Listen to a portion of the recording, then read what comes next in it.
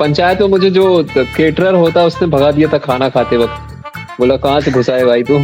मुझे मैकेनिकल में लिटरली ये लगता था जब मैं मैकेनिकल ले रहा था कि भाई इसमें मुझे गाड़ी वाड़ी बनाना डिजाइन करना सिखाएंगे। भाई कॉलेज में एक लैब लैब नहीं थी जहाँ गाड़ी खड़ी हो, तो लड़ाई हो गई बकायदा, खून खून वून निकल आया भाई, लट वट वो चल गए थे। जूनियरों ने सीनियरों को पीटा। तो मैंने कहा भाई ठीक है, जैसा चल रहा है जमाना खराब हो गया है। अच्छा है, तेरे साथ इंटरव्यू करके मुझे अच्छा लगा। बता कब रिलीज होगा, मेरे को भी अपने दोस्तों को बताना है कि इंटरव्यू आ रहा है, देखेंगे जरूर। जबकि मैं ईमानदारी से बता रहा हूँ, हम लोग गाए थे, कोई लड़की पुचकार के बस बोल देना कि जा वहां से पानी भर के लिया, कोई भी चला जाता हम लोग में से यार, क्योंकि हमारी जिंदगी में लड़कियां थी नहीं कभी। अपने जीवन साथी में आप क्या ढूंढते हैं? मतलब आपकी अगर देखा लड़की जाए क्या। लड़की। सो हेलो एवरीवन, बहुत बहुत स्वागत है आपका मेरे यूट्यूब चैनल अभिषेक दिल्ली वाला में। और जैसा आपको पता है, एक पॉडकास्ट की सीरीज चल रही है जहां हम आपके मन पसंदीदा सितारों को लेकर आते हैं, उनसे बातचीत करते हैं, उनकी जर्नी के बारे में आपको बताते हैं। तो आज एक ऐसे ही कलाकार हमारे साथ जुड़े हैं, प्रतीक पशौरी भाई, जिनको हेलो। आपने as a Bablu from mostly Panchayat से रिकॉग्नाइज करा होगा। दो कैरेक्टर थे वहाँ, बबलू और डब्लू। तो इनका रोल था as a Bablu. Most of them, बहुत लोगों ने इनकी कई फिल्मों से रिलेट कर आप लोग करोगे। बट शुरू के इंट्रोडक्शन के लिए मैं बता दूं कि इन्होंने जो सबसे ज्यादा वायरल हुआ था वो इनका character Bablu from panchayat season 1, और अभी सीजन 3 में भी इनका रोल रहा है। तो प्रतीक भाई, बहुत बहुत स्वागत है आपका हमारे पॉडकास्ट में। थैंक यू अभिषेक भाई। कैसे हो आप? मैं अच्छा हूँ, आप कैसे हैं? मैं भी बहुत बढ़िया हूँ। प्रतीक भाई, हम पॉडकास्ट की शुरुआत करने से पहले ना, मेरे पास एक टाइम मशीन है जिसमें हम बैठ के थोड़ा ओके, पीछे जाते हैं। तो बिल्कुल आपको बिल्कुल चलते मैं हैं। मध्य प्रदेश जबलपुर ले जाना चाहूँगा।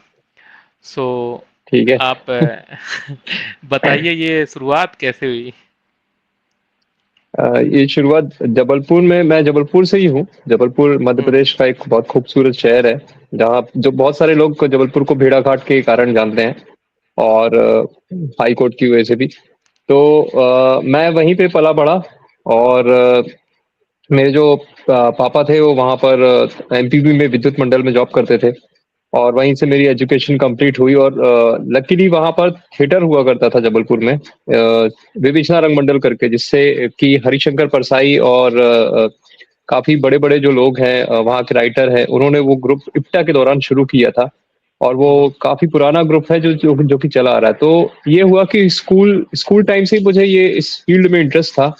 मुझे एक्टिंग में ही आना था फिल्मों में। जैसा कि होता है कि या तो आप क्रिकेटर बनना चाहते हो या एक्टर बनना चाहते हो, क्योंकि यही दो चीजें बहुत बचपन में प्रभावी होती हैं आपके ऊपर। तो पहले मैं क्रिकेटर बनना चाहता था, but cricket cricket academy join नहीं कर पाया, क्योंकि ऐसा कुछ खेल को खेल की तरह लिया जाता है मिडिल क्लास फैमिली में, उतना ज्यादा उसको इम्पोर्टेंस नहीं दी जाती। तो हम्म। फिर मैं पढ़ाई लिखाई में ध्यान देने लगा, इंजीनियरिंग करना था, क्योंकि इंजीनियरिंग उस समय करियर वो चल रहा था भेड़ चाल जैसा, कि जो भी था वो इंजीनियर बनना चाहता था। तो मैं भी इंजीनियरिंग कर रहा था, शुरू मतलब उसकी तैयारी कर रहा था। बट उस टाइम क्या हुआ कि जब मैंने मैथ साइंस ले लिया, और मैथ साइंस में पढ़ते वक्त मुझे रियलाइज हुआ कि मुझसे एक गलती तो जिंदगी की बहुत बड़ी हो गई है। मैंने मैथ साइंस ले लिया, क्योंकि मैं मुझे फिजिक्स केमिस्ट्री और मैथ्स तीनों में सप्लीमेंट्री आई थी, सिर्फ हिंदी इंग्लिश में पास था मैं, जब मैं 11वीं क्लास में था। तो मैंने ये सोचा यार कि पता नहीं अब ये नैया पार कैसे होगी। तो जैसे तैसे 11th निकला, फिर 12th में मैंने खुद सेल्फ स्टडी बहुत की। मुझे किसी भी तरीके से फर्स्ट डिवीजन से पास होना था, क्योंकि ये हम्म। कुछ रहता है ना कि फर्स्ट डिवीजन से अगर आप पास होते हो तभी आपको कुछ अच्छे कॉलेज वगैरह ये सब मिलता है। तो वो उस चीज दौड़ में मैं लग गया, जैसे तैसे मैंने पास किया। लेकिन मैं तब तक इतना फेडअप हो गया था कि मुझे ये पढ़ाई लिखाई वाली किसी दुनिया में नहीं जाना था। तब तक मैं नहीं समझता था कि एक्टिंग में पढ़ाई लिखाई होती है, मुझे लगता था हम्म। नाच गाना और छल्ला मस्ती यही होता है। फिर मैंने थिएटर ज्वाइन कर लिया जोश जोश में, और थिएटर में मेरा मन लगने लगा। वहां पर मैं मतलब कि जब हम एक प्ले कर रहे थे, रानी दुर्गावती का था, उसमें मैं सुबह 7:30 बजे से जाता था और रात को 10:30 बजे घर आता था, और मुझे बिल्कुल भी थकान महसूस नहीं होती थी, क्योंकि मैंने अच्छा। इतना क्रिएटिव इन्वॉल्वमेंट कभी जिंदगी में कभी महसूस नहीं किया था ना स्कूल में। स्कूल कॉलेजेस का ढर्रा बहुत खराब होता है। वहां पे कभी भी आर्ट को या स्पोर्ट्स को ज़्यादा इम्पोर्टेंस नहीं दी जाती। बिना किसी और सोर्सेस की आपको ज़रूरत की कि आपको पार्टी करना हो तभी मस्ती होगी। मैं उसमें एन्जॉय करने लगा, रिहर्सल होती थी, मैं बैठ के देख रहा हूँ, कोई गाने गा रहे हैं तो उनको सुन रहा हूँ, तो उसमें मुझे मज़ा आने लगा। ये सब मेरी ज़िंदगी में पहली बार इतना अच्छे से हो रहा था। तो बस वहाँ से जो थिएटर का कीड़ा काटता है जो, वो काटा और उसके बाद मैं उसमें बहुत सीरियस होके चालू हो गया। और जैसे-जैसे और जब साल बीतते गए 1 साल, 2 साल, 3 साल तो उसकी और गंभीरता को जब जो सीनियर्स थे, जो नए-नए सीनियर्स थे मतलब वो नए नाटक उठा रहे थे, नई किताबों के बारे में पता चल रहा था, नई फ़िल्मों के बारे में पता चल रहा था। उससे पहले मैं अनुराग कश्यप के सिनेमा या उस तरह की फ़िल्मों को जानता भी नहीं था क्योंकि मेन स्ट्रीम कमर्शियल जो शाहरुख खान या सलमान खान की फ़िल्में होती, उन्हीं को फ़िल्म समझता था मैं। बट उसके बाद जब मुझे फ़िल्मों के बारे में पता चला, थिएटर की दुनिया के बारे में पता चला कि यार ये बहुत बड़ा वर्ल्ड है, ये छोटी दुनिया नहीं है। तो और ज़्यादा इंटरेस्ट आने लगा उसमें फिर उसमें पढ़ने में मज़ा आने लगा एक्चुअली जो लिटरेचर की किताबें थी या और भी जो नाटक वगैरह पढ़ते थे, तो उसमें ये लगने लगा यार कि ये दुनिया जो है या ये जो जो भी बातचीत चल रही है, ये बहुत अच्छे से समझ में आती है। भले ही मुझे पाइथागोरस थ्योरम या थर्मोडायनामिक्स उतना समझ में नहीं आया, बट मुझे ये दुनिया बहुत अच्छे से समझ में आती है। तो बस फिर उसमें आगे की तलाश ये रही कि अब और ज़्यादा पढ़ना है तो ड्रामा स्कूल, एनएसडी वगैरह का मैंने ऑडिशन दिया बट उसमें नहीं हुआ। फिर मैंने एमपीएचडी का दिया तो एमपीएचडी में मैं सिलेक्ट हो गया। फिर एमपीएचडी करने के बाद 2013-14 में थर्ड बैच में था मैं। उसके बाद फिर मुझे थिएटर करने का ऐसा मन हुआ कि मैं फिर फ़िल्मों में से मेरा रुझान खत्म हो गया। मुझे थिएटर में ही मज़ा आने लगा, जब मैं ड्रामा स्कूल से जस्ट निकला था। और फिर मैंने जबलपुर में अपना ग्रुप शुरू किया अपने जो दोस्त थे उनके साथ मिलकर और करते-करते फिर क्या हुआ कि काफ़ी काम कर रहे थे लेकिन कुछ भी अर्निंग नहीं हो रही थी। जेब से पैसे लग रहे थे और फिर घर से भी ये होने लगा कि मतलब खुद को एक रियलाइज़ होता है ना कि यार आपकी एज भी बढ़ती जा रही है लेकिन आपके पास इतने भी पैसे नहीं है कि आप ₹50 का पेट्रोल अपनी गाड़ी में डलवा सको। ऐसा नहीं था कि बहुत गरीबी या गुर्बत की हालत वो चलती थी लेकिन घर से पैसे माँगने में थोड़ा अच्छा नहीं लगता था। तो फिर वो चीज़ के कारण क्या है कि मुंबई का एक्सपीरियंस भी चाहिए था मुझे। फिर मैं मुंबई आ गया। मैंने सोचा देखते हैं जो भी कुछ काम-वाम मिलेगा, थोड़ा बहुत पैसा मिलेगा तो करते हैं सर्वाइव क्योंकि एक आप 25-26 की एज के दौरान मुझे लगने लगा कि यार मुझे 2-3 साल और अच्छे से मेहनत करना है, उसके बाद तो फिर घर वाले कुछ करने नहीं देंगे। ऐसा समझ में आ रहा था।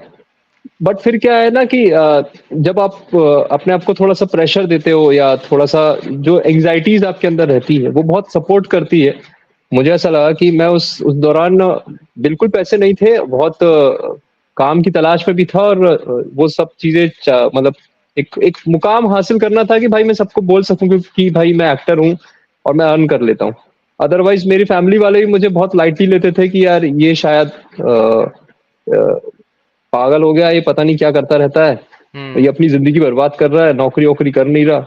तो और मैं घर का बड़ा लड़का भी था, तो वो मेरे को ऐसा लगता था कि यार कुछ तो करना पड़ेगा, रिस्पॉन्सिबिलिटी लेनी पड़ेगी। तो फिर मैं मुंबई जब आया तो मुंबई में छोटी-मोटी जगह पे कभी क्राउड में खड़ा हो गया, कभी 1 दिन का रोल मिल गया कुछ, तो उसमें तो वो मैं हर शूट को पैसे के नज़रिए से देखता था कि 5,000 पर डे, 3,000 पर डे तो ऐसे करके अपना इतना जुड़ गया अब इसमें ये रेंट निकल जाएगा। इस तरीके से मेरा कैलकुलेशन चलता मुझे मज़ा बिल्कुल नहीं आता था करने में, क्योंकि मैं थिएटर से आया था तो थिएटर में क्या एक्टिंग करने में बहुत मज़ा आता है। उसमें आपको पूरा स्पेस मिलता है करने के लिए, आप ही हीरो होते हो वहाँ के। बट यहाँ पे क्या होता है कि यहाँ पे आप शूट जब आपका शूट रहता है उसी दिन आप जा रहे हो एक बाराती की तरह, वो एडीज़ आते हैं आपको लड़की वाले की तरह आपको पूछते हैं, आपकी इज़्ज़त करते हैं, रिस्पेक्ट करते हैं, सेट तक ले जाते हैं। पता नहीं कौन से एक्टर के साथ आपका सीन है, क्या है, आप करके कुछ भी आ जाते हो और वो वैसा चल रहा था उस टाइम पे। मज़ा तो बिल्कुल नहीं आ रहा था इसलिए मैंने फिर सोचा कि यार यहाँ से वापस निकला जाए। कुछ मतलब क्योंकि पैसे तो ठीक है लेकिन उसके साथ ये था ना कि कुछ ग्रोथ नहीं हो रही थी खुद के अंदर। तो बड़ा बोरिंग सा लगने लगा था। मतलब कि इंतज़ार बहुत रहता था। मान लो 3 महीने में 1 शूट आया है, फिर 4 महीने आप बैठे हो खाली। तो फिर उसका कुछ सॉल्यूशन निकालना था। तो मैं वापस चला गया जबलपुर। जबलपुर में हमारे दोस्त लोग जो है फिर से नाटक वगैरह शुरू किया और फिर उधर पे भी एक फ़िल्म की लहर दौड़ पड़ी जबलपुर में भी। तो कई लोग शॉर्ट फिल्म में बनाना, कोई कुछ कर रहा है, कोई कुछ कर रहा है, मतलब हिट एंड ट्राई सबका चल रहा था लाइफ में सबकी, क्योंकि सबको कुछ ना कुछ तो करना था ना अपनी लाइफ में। जो मेरे साथ के दोस्त थे आर्ट फील्ड के, तो एक संदीप पांडे हैं मेरे सीनियर, वो भी सेम थिएटर ग्रुप से है। तो उन्होंने बहुत अच्छे राइटर है, नाटक भी लिखते हैं और फिल्म भी लिखते हैं। तो उन्होंने ही चौसा फिरंगी करके एक फिल्म लिखी थी। तो मैं मतलब जैसे आपने अभी पीछे बात करी थी, चलो पढ़ाई लिखाई तो होगी, आपने इंजीनियरिंग का जिक्र करा, तो मैं भी इंजीनियर ही हूँ। और अरे वाह। मतलब चलो मैं तो जॉब ही कर रहा हूँ फिलहाल। तो ये जो इंजीनियरिंग आपने करी, तो मतलब जो ये हाँ, एक्टिंग का पैशन था, ये जब इंजीनियरिंग आप परस्यू कर रहे थे उस टाइम आया या कब आया? मतलब ये पहले मेरे को ये जानना, मतलब ये कीड़ा जगा कब? ये दो ये चीज होती है। एक कई बार ऐसा हाँ होता है कि ये हमें यार ये पल्ले नहीं पड़ रहा, बेस्ट चीज है, हम्म। मतलब एक दूसरी तरफ आकर्षण। और जो मैंने जैसे आपके हाँ बारे में भी सुना है कि आपको शाहरुख खान बहुत पसंद थे, मतलब आपकी हाँ, मुझे मैं तो जुल्फे डाई कह हार्ट लो। फैन हूँ। हाँ, मतलब आपका हाँ ये मतलब माइंड सेट ये रहता था कि यार मतलब एक्टिंग मतलब शाहरुख खान, अगर बनना है हाँ, तो मुझे कोई वैसे ही शाहरुख बनना है। खान, मुझे अभी भी कोई कह दे तुम शाहरुख खान जैसे दिखते हो, मैं खुश हो जाता हूँ। नहीं नहीं, वही मैं कह मुझे रहा हूँ बहुत क्योंकि बहुत पसंद है। हाँ, तो तो आपने ये वो हेयर शुरू ऐसे हुआ। स्टाइल। नहीं, हेयर स्टाइल तो बचपन से ही, बाल ऐसे मिले मुझे। मतलब शायद ये होता ना कि 60% लोग तो शाहरुख खान के फैन इसलिए क्योंकि उनकी हेयर स्टाइल ऑटोमेटिकली उनके जैसे साइड जो पार्टिंग हम्म। रहती है वैसी ही होती है, तो वो सब अपने आप को शाहरुख खान समझते हैं और ये दुआ करते हैं, काश मेरे गाल में भी डिम्पल होता। तो ये शुरू ऐसे हुआ कि जो मैंने एनालिसिस किया है कि मैं क्यों इस लाइन में और कैसे आया, तो मेरे जो मम्मी के मायके वाले घर हैं, जैसे नाना जी है मेरे, तो नाना जी हम्म। जबलपुर में रामलीला किया करते थे। रामलीला की व्यास अच्छा। गद्दी पे वो रामायण का हम्म। पाठ करते थे। मेरे मामा हम्म। जी बचपन से रामलीला में अलग अलग किरदार करते थे, कभी हनुमान का, कभी जनक का, लक्ष्मण का, इस तरह के। तो वो बड़ी इंटरेस्टिंग रामलीला वाली कहानी है कि उसमें बचपन वगैरह में क्या है कि मम्मी वगैरह नानी लोगों के साथ जाता था, देखता था, तब तो मैं बोर होता था कि मतलब मेरे को बस इंटरेस्टिंग ये आता था कि जो बंदर नाचते थे वानर सेना में, उन पे उनको देख के बहुत मजा आता था, क्योंकि वो बहुत गिरते पड़ते उचकते थे। तो मैं उनकी मिमिक्री करता था, और साथ में घर में भी जो जैसे दादाजी कैसे चलते हैं, दादी कैसे चलती, ये सब चीजें मैं बहुत करता था। तो हम्म। और डांस करता था। जितनी मेरी मैं जॉइंट फैमिली में रहा हूँ, तो मैंने जब से बड़ा हूँ तब से मैंने कई शादियां अपने घर ही में अटेंड की हैं। तो मैं अपने घर में महिला संगीत हो या कुछ हो तो उसमें नाचता था, और नाचने के साथ साथ जो निछावर में पैसे मिलते थे, तो वो पैसे बकायदा उसको जोड़ के रखता था मैं कि ये अपनी कमाई है बाबा। तो वो इंटरेस्ट तो मुझे बचपन से था। हाँ, लगभग जैसे मैं कोई फ़िल्म देख के आता था, मान लीजिए मैंने शाहरुख खान की या उस समय शाहिद कपूर नए-नए उनकी फ़िल्म आई थी इश्क विश्क। मैंने इश्क विश्क देखी और मैं बिल्कुल शाहिद कपूर का ड्रेसिंग स्टाइल, उसका एटीट्यूड और ये सारी चीज़ें अपने आप वैसा करने लगता था। मेरे को खुद नहीं मतलब फ़ोर्सफुली नहीं करता था। जैसे वो फ़िल्म आई थी कोई मिल गया, तो कोई मिल गया में जैसे वो रोहित रहता था, मैं वैसे ही अपने दोस्तों से वैसे ही बात कर, वो चीटिंग भी उड़ाते थे लेकिन मैं करता, ऑटोमेटिकली चीज़ें होती थी। तो मुझे 8th क्लास से ही समझ में आया, 8th 9th से मेरा इंट्यूशन ना उस तरफ जाने लगा था कि मुझे एक्टिंग लाइन में जाना है। बट मुझे कुछ तरीके या रास्ते नहीं पते थे, तो मैं पढ़ाई ही कर रहा था चुपचाप कि इंजीनियरिंग करना है, नौकरी करना है, इतना ही दिखाई दे रहा था सामने बस।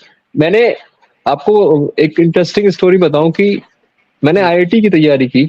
आईआईटी के लिए मैंने बकायदा जो कॉम्पिटिटिव एग्जाम्स की कोचिंग होती है, मैं वहां 1 साल गया। भाई और मैं भी गया था। हाँ, बताता हूँ। मैं 1 साल गया वहाँ पे, फिर आईआईटी के जब जब डेट आई ना, और उस समय तक मैंने थिएटर जॉइन कर लिया था। हम्म। तो मैंने सब पूरा फॉर्म भरा, फीस भरी, ये सब किया था। जिस दिन डेट आई, मैंने मेरे दोस्त लोग जा रहे थे, मैंने कहा यार मैं नहीं जा रहा। तो उन्होंने बोला क्यों? मैंने कहा होगा ही नहीं, कोई फायदा नहीं है। तो बोलते अबे 1 साल पैसे बर्बाद किए, अटेम्प्ट तो कर ले। मैंने कहा यार देखो, जिस चीज में कुछ होना ही नहीं है तो अटेम्प्ट करके भी क्या फायदा। तो तुम लोग जाओ। फिर एआई ट्रिपल ई का एग्जाम दिया, तो एआई ट्रिपल ई में मैं मजाक, मतलब बहुत ही मजाक में ऐसे गया, और हम्म। ABC, मेरे को लगता सी होना चाहिए, इसका बी होना चाहिए, ऐसे करके आया मैं। बट जब ये पीटी का एग्जाम दे रहा था, स्टेट लेवल पे जो इंजीनियरिंग हम्म। एंट्रेंस एग्जाम होते हैं, तो मैं पहले तो बीएससी कर रहा था। बीएससी इसलिए कर रहा था कि मैं बिल्कुल शाहरुख खान की तरह अपना सब कुछ चलाना चाहता था। तो शाहरुख खान का मैंने पढ़ा था कि उनने बीएससी किया है, मास कॉम किया है। मैंने कहा यही सब करते तभी एक्टर बनते। मैंने बीएससी ज्वाइन कर लिया। तो 3 महीने तक मैं एक प्राइवेट कॉलेज में बीएससी की पढ़ाई करता रहा। फिर मेरे एक दोस्त ने मुझे पकड़ लिया। मैंने बताया नहीं था किसी को, घर में भी नहीं बताया कि मैं बीएससी कर रहा हूँ, और थिएटर का भी नहीं बताया था। फिर मेरे दोस्त ने मुझे एक दिन पकड़ लिया कि मैं इस कॉलेज में क्यों जाता हूँ, क्या कर रहा हूँ, जबकि मैंने कॉम्पिटिटिव एग्जाम वगैरह की तैयारी की है। और उनके साथ मैं ये शेयर करता था, उनको ये दिखाता था कि भाई मेरे को तो इंजीनियरिंग करना है जैसे सब लोग कर रहे हैं। और मैं उनको झूठ बोलता था। एक दिन झूठ पकड़ा गया मेरा, तो वो मेरे घर पहुंच गए, मम्मी से बता दिया। मम्मी लोगों ने भी क्लास वगैरह ले ली कि क्या दिमाग फिर गया है क्या, इतनी खर्चा किया तेरी कोचिंग में स्कूल में, और ये सब तू ये क्या कर रहा है। फिर फिर जब पीटी का जो रिजल्ट आए, तो मैं पता नहीं कैसे उसमें ले आया। 102 करीबन मार्क्स आ गए थे मेरे, जिसमें कॉलेज वॉलेज अलॉट हो जाते हैं। मेरे को लग रहा था ये भी मेरा नहीं निकलेगा, ठीक है, बट वो निकल गया। और मेरा एक दोस्त था, उसने ज्यादा तैयारी की थी, वो उसके कम मार्क्स आए मेरे से, उसको इंजीनियरिंग करना था। मैंने तो मेरे अंदर कॉन्फिडेंस ये आया कि यार जब ये होने के बाद भी इंजीनियरिंग करना चाहता है, मेरे आ गए तो मैं कर ही लेता हूँ यार, क्या जाता, 4 साल पढ़ना ही तो है, थिएटर कर लूंगा यहाँ पे। तो जब वो होता है काउंसलिंग होती है जिसमें सीट अलॉट होती है, हम्म। तो मैं गया काउंसलर के पास। और सबसे पहले तो उसने बोला आपके पेरेंट्स नहीं आए? तो मैंने कहा नहीं।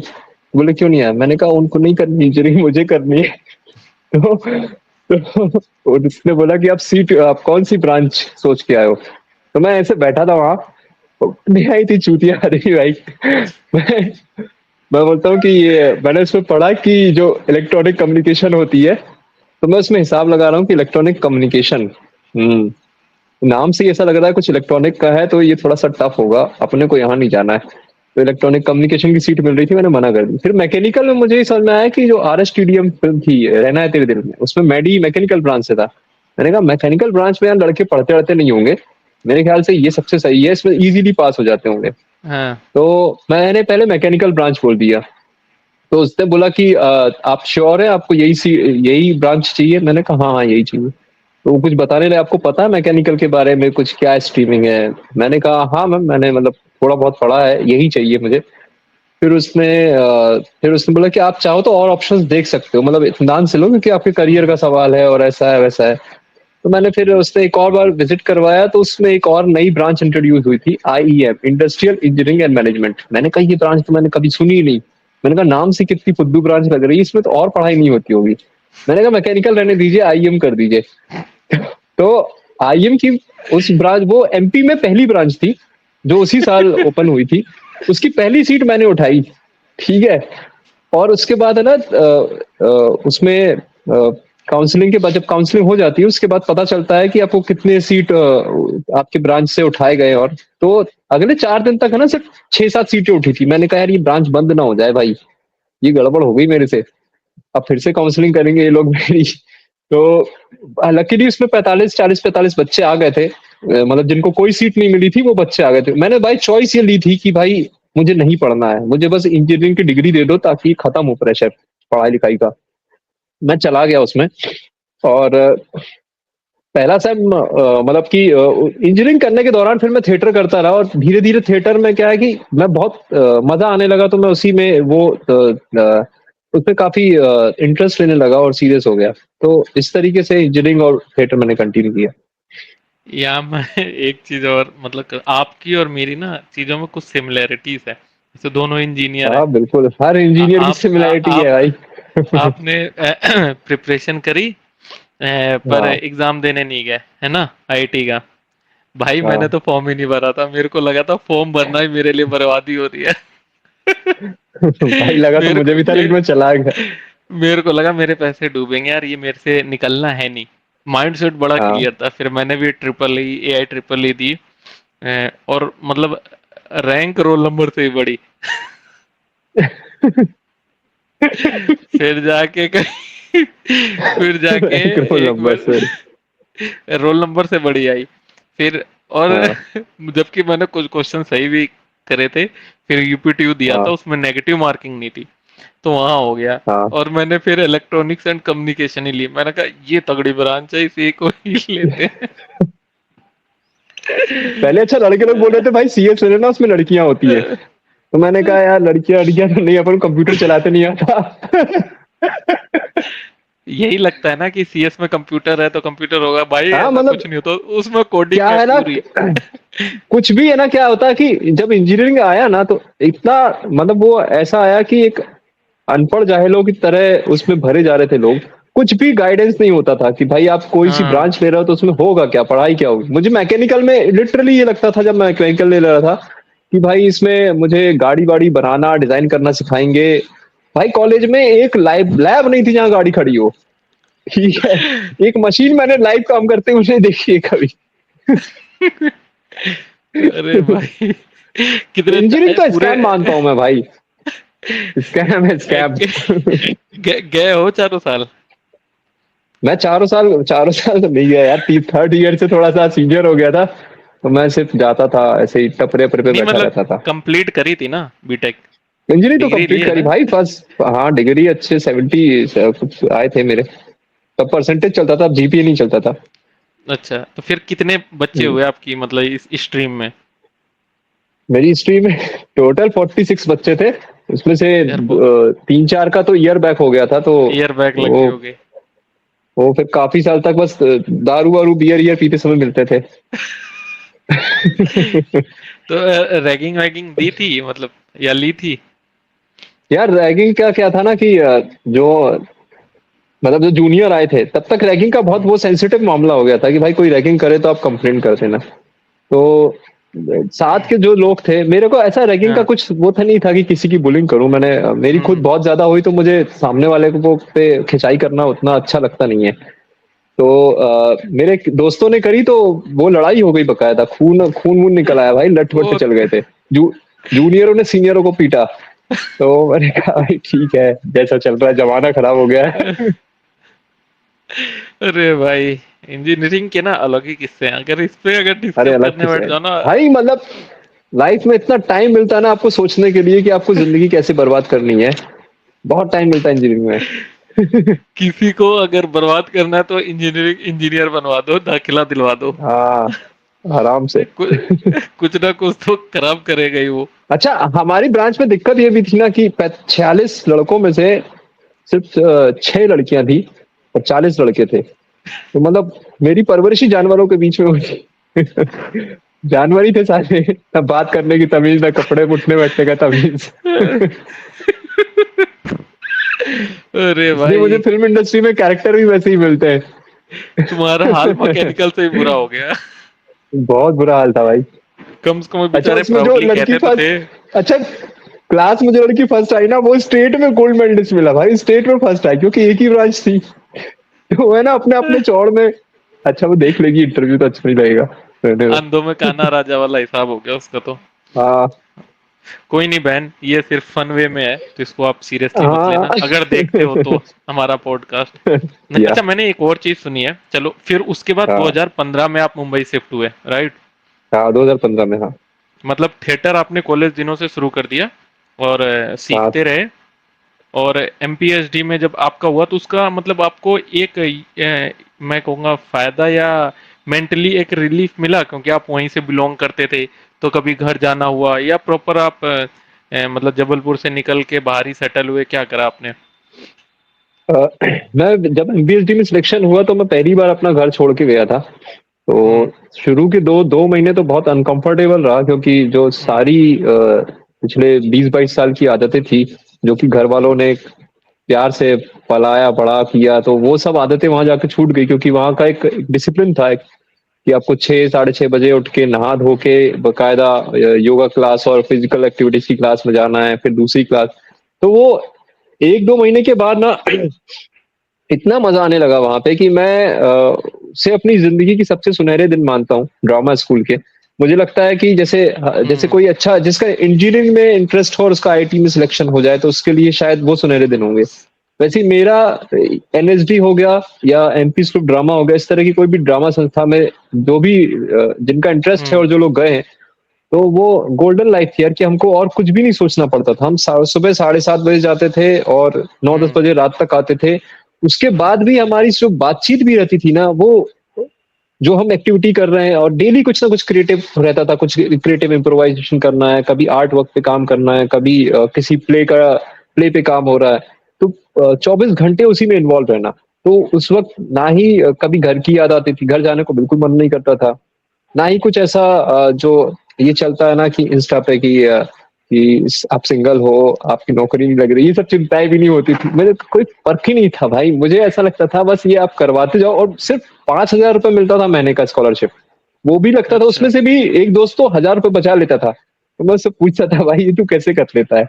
तू महीने के 5000 मिलता है उसमें से भी ₹1000 बचा के घर भेज देता है। तो अच्छा, वहाँ उस आप लोगों का रहना खाना सब मतलब जब ये थिएटर हाँ, जो में पाइप जैसे आपका पाइप एमपीएचडी में हो गया मान लो हुँ, आपका वो गवर्नमेंट है राइट, स्टेट राइट, गवर्नमेंट का है। तो स्टेट फिर जब गवर्नमेंट। वहाँ आपका हाँ जब आपका सिलेक्शन हो गया मतलब आप थोड़ा क्विक मतलब बहुत ही कम समय में ये बता दो कि मतलब क्या रूटीन रहता है, मतलब वहाँ का क्या डेली एक्सरसाइज क्या रहती है, किसी दिन डे ऑफ रहता है, और मतलब क्या अंदर ही हॉस्टल होते हैं, मतलब एक समझ रहे हो ना कॉलेज वाली वाइब कि हाँ, वहीं हाँ। अंदर ही हॉस्टल है, वहीं पढ़ने चले गए दूसरी बिल्डिंग में, प्रैक्टिकल किसी तीसरी बिल्डिंग में, तो कैसा रहता है? नहीं, एक एक कैंपस है एमपीएचडी का, हम्म। तो हम्म। उसमें क्या रहता है कि आप सुबह 7:30 बजे हमारी क्लास 7:30 बजे लगभग शुरू होती थी, जिसमें हम्म। पहले कोई फिजिकल एक्टिविटी होगी। हर तरह के जो फिजिकल बॉडी मूवमेंट होते हैं, छाऊ हो गया, थांग कल्लरी, ये हर महीने अलग अलग स्लॉट होते थे, तो वो सिखाए जाते थे, वो कंपलसरी क्लास है। ठीक उसके है। बाद ब्रेकफास्ट होता था। ब्रेकफास्ट के बाद फिर हमारी एक्टिंग की क्लास होती थी, जो कि आलोक चटर्जी एचओडी थे, तो वो करते थे। आलोक सर अच्छा। इरफान सर के बैचमेट हैं एलएसडी के। ओके। तो ओके। हाँ, तो वो करते थे। फिर हमारे टाइम पे संजय उपाध्याय सर डायरेक्टर थे। हाँ, संजय उपाध्याय सर म्यूजिक के बहुत ही अच्छे टीचर है, मतलब कि थिएटर म्यूजिक के खासकर। उनके बहुत फेमस फेमस बेरेसिया करके एक नाटक है जो बहुत फेमस हुआ था। तो उनका उसके पहले एक लिटरेचर की क्लास होती थी जिसमें कि वर्ल्ड हम्म। थिएटर के बारे में बताया जाता था और क्लासिकल इंडियन इंडियन ड्रामा के बारे में बताया जाता था। ये सारी चीजें होती थी। फिर इवनिंग में कोई भी एक्टिविटी दी जाती थी कि आपको मतलब कुछ माइम की क्लास है या कुछ इम्प्रोवाइजेशन वगैरह है, या कुछ आपको जो भी वर्क वर्क मिला है, होमवर्क मिला है, वो तैयार करना है। फिर इवनिंग में म्यूजिक क्लास होती थी जिसके साथ साथ पूरा सेशन एंड होता था। बीच में लंच और डिनर सब कैंपस के अंदर ही होता था। और हमारा हॉस्टल 1 किलोमीटर की दूरी पर था, तो हम वहां जाते थे, वहां सिर्फ सोते थे, नहाते थे और कैंपस में जाते थे। इसके अलावा मैं भोपाल में था ये, तो मैं आपको बता दूं कि साल भर में सिर्फ 2 दिन की छुट्टी हुई थी, जो मैंने ली थी, क्योंकि मुझे फीवर आ गया था। और बाकी ऐसी कोई छुट्टी नहीं रहती है, वो आपके ऊपर डिपेंड करती है आपको लेना है कि नहीं लेना। बाकी क्लासेस तो रेगुलर रहती है वहाँ। हम्म। थिएटर जो संस्था है वो स्टेट लेवल की हाँ, हो या नेशनल लेवल की हो, हर एक चीज में कहीं ना कहीं वो मतलब बिल्डअप करती है कि एक फाइन एक्टर हम बना सके जो हर चीज में एटलीस्ट थोड़ा थोड़ा एटलीस्ट एक्टर माहिर नहीं, हो। वो थिएटर और या किसी भी ड्रामा स्कूल का काम हम्म। आपको एक्टर बनाने का नहीं रहता। वो बेसिकली हाँ। आपको ना एक कंप्लीट आर्टिस्ट बनाना चाहते हैं कि आप, ओके। क्योंकि थिएटर में सारे आर्ट आते हैं, तो वो हम्म। सारे आर्टों के प्रति आपका एक आपको एक्टिव करते हैं, आपको अवेयर करते हैं कि भाई आप पेंटिंग को भी समझो, हम्म। आप डिजाइन डांस को भी समझो, ठीक है, तो ये और डायरेक्शन को भी समझो, उसके साथ हम्म। एक्टिंग को भी समझो। ठीक है। हाँ और मुंबई बहुत बड़ा शहर, आप पहुंचे मतलब जी। तो मुंबई के लिए पहले ही माइंडसेट मतलब थिएटर में लोगों ने बता दिया था कि कुछ करना है या सबको पता ही है तो आपको मुंबई जाना पड़ेगा? आप मुंबई कैसे पहुंचे और फर्स्ट इम्प्रेशन क्या था इतने बड़े शहर का? मेरे जो जो बैचमेट्स वगैरह थे, वो एक्चुअली पहले आ चुके थे मुंबई। ओके। तो वो मुंबई से व्हाट्सएप वगैरह में हमारी बातचीत होती थी, तो मुझे जलन भी होती थी जब वो बताते, कुछ फोटो वगैरह भेज रहे हैं कि भाई हम इरफान हम्म। खान के साथ आज मिले, वो यहाँ पे आराम नगर में दिखे थे, हमने नवाजुद्दीन हम्म। सिद्दीकी को देखा। तो मुझे भी लगता था यार कि जाऊं, मैं भी जाऊं, तब कुछ होता होगा मुंबई में कि ऐसे ही मिल जाते होंगे ये लोग। तो मैं भी चला गया, तो वहां पे तब सारे जो बैचमेट, मेरे बैचमेट जो है उसमें से 6-7 लड़के साथ में रह रहे थे, तो अच्छा। मैं भी उनके साथ टिक गया। एक ही 1 BHK में हम लोग रहने लगे फिर। तो हम्म। उसमें क्या रेंट बहुत कम आता था, 2000 per month kind of rent एक आदमी के ऊपर आता था। तो सुबह से खा पी के एक रूटीन था कि खा पी के बस आराम नगर निकल रहे हैं। कभी कभी पहले तो आराम नगर में ऑडिशन नहीं होते थे जब मैं आया था, तब अलग अलग जगहों पे ऑडिशन होते थे। तो पूरा मुंबई का जो घूमने का पीरियड है वो उस दौरान हुआ कि मेरा दोस्त कभी मेरे को महाडा ले जा रहा है, कभी मलाड ले जा रहा है, कभी इधर उधर पैदल ही जाते थे। तो मुझे लगता था यार तभी शायद स्ट्रगल बोलते हैं कि इतना पैदल चलना पड़ता है मुंबई में, इसलिए बोलते हैं शायद। लेकिन इतना नहीं चलना पड़ता था। मेरा जो दोस्त था वो खुद के पैसे बचाता था।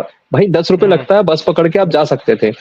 लेकिन हम्म। वो गधा मलाड तक पैदल ले जाता था, तब मुझे पता नहीं था कि बस मिलती है। ठीक है, जब हाँ, मुझे बाद में पता चला तो मैंने उसको गाली ही बकी। मैंने कहा साले ये जबरदस्ती का स्ट्रगल अपनी तरफ से लगाना क्यों जरूरी है, जो पहले ही हाँ, से तो ऑब्वियस काम सी नहीं बात मिल है। रहा। यहाँ पे जब आया तो यहाँ पे कुछ अलग सिस्टम था, मतलब कि ऑडिशन वगैरह नहीं दिखा जाता था, मतलब कि शक्ल कपड़े ये सारी चीजें देख के। एक तो ये भी मतलब जो कुछ रिनोन्ड कास्टिंग डायरेक्टर है उन्हीं ने पहले ही से टाइप कास्ट करके रखा था। एक एरिया को वर्सोवा विलेज करके एक एरिया है, तो वहाँ हम्म। का एक्टर्स को ऐसे मैंने ये सुना था, मतलब मुझे बड़ा अजीब लगा था कि हम्म। ऐसे लोगों के हाथ में कास्टिंग है। कि उन्होंने ये बोला था कि अगर आपको टर्शरी एक्टर चाहिए हो या कुछ गरीब गरीब दिखाना हो तो वर्सोवा विलेज के कोई भी एक्टर को उठा लो। तो आराम नगर से पास में वर्सोवा विलेज करके जगह है, जहाँ पे जो भी न्यू कमर एक्टर आता है तो वहीं पे रहता है, क्योंकि वहाँ पे स्टे थोड़ा सस्ता पड़ता है, और कोई वजह नहीं। सब अच्छे अच्छे ओके। घरों के और लोग आके रहते हैं। बट इस तरीके का स्टेटमेंट उस जो भी कास्टिंग डायरेक्टर था, हम्म। तो उसने ऐसा दिया था। तो वो पहले ही से जज करके चलते थे कि भाई हमको जब क्वीर फेसेस चाहिए होंगे या कुछ हम्म। लो मार्केट फेसेस, एक तो यहाँ पे ये चलता है लो मार्केट अप मार्केट। ये मुझे यहाँ आके ही पता चला कि अच्छा अपन लो मार्केट में आते हैं, यानी मैं गरीब लुक में आता हूँ। तो बिलो तो पॉवर्टी लाइन हो। बिलो पॉवर्टी लाइन वाले की गरीबों के रोल हमको मिलेंगे। हाँ। तो कोई भी मतलब कुछ कास्टिंग डायरेक्टर कुछ भी आके, जैसे कल को कोई मेरे साथ ऑडिशन दे रहा है, वो पता चला हम्म। कास्टिंग एजेंसी ज्वाइन कर लिया उसने 2 दिन बाद, और वही सामने खड़ा होकर मेरे को बोल रहा है नॉट फिट, तो वो अजीब लगता था कि अबे कल तक तो तू साले मेरे ही साथ खड़ा होकर चाय पी रहा था, आज तेरी इतनी हैसियत तू नॉट फिट बोल रहा है। तो ऐसे ऐसी सी चीजें जो है हो रही थी। तो मुझे ये समझ में आ गया था भाई कि ये शक्ल सूरत दिखाने से तो काम मिलेगा नहीं, क्योंकि इतनी हम्म। अच्छी कोई शक्ल है नहीं, बॉडी भी नहीं थी मेरी, मैं दुबला पतला आदमी। तो मैंने कहा यार काम ही करना है, सिंपल सी बात है कि मुझे मुझे मजा आना चाहिए, मैं खुद को स्क्रीन पे देखना चाहता हूँ, भाड़ में जाए ऑडियंस, भाड़ में जाए डायरेक्टर, मैं खुद को देखना चाहता हूँ। मेरा ये था कि एक बार मैं देखना चाहता हूँ मैं हम्म। स्क्रीन पे लगता कैसा हूँ एक्टिंग करते हुए। तो वो सही जो बात है। चौसा फिरंगी जब फिल्म जो बन रही थी ना, तो उसमें फिर वो इन्वॉल्वमेंट के लिए सबसे बड़ा मोटिवेशन मेरा वही था कि अगर ये पिक्चर नहीं आएगी तो मेरा कुछ नहीं होगा, मुझे इसमें तो जान फूंक देनी है, क्योंकि यही है सब कुछ। चौसर बन गई। उसमें और भी चीजें करी।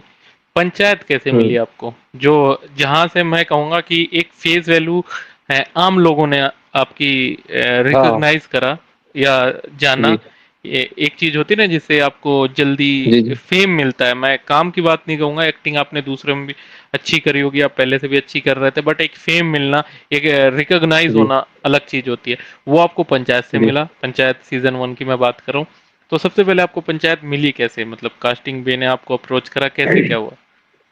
नहीं, अप्रोच नहीं किया एक्चुअली। क्या है कि मैं चौसा फिरंगी करके वापस मुंबई आ गया था सेकंड इनिंग ठीक है। खेलने के लिए।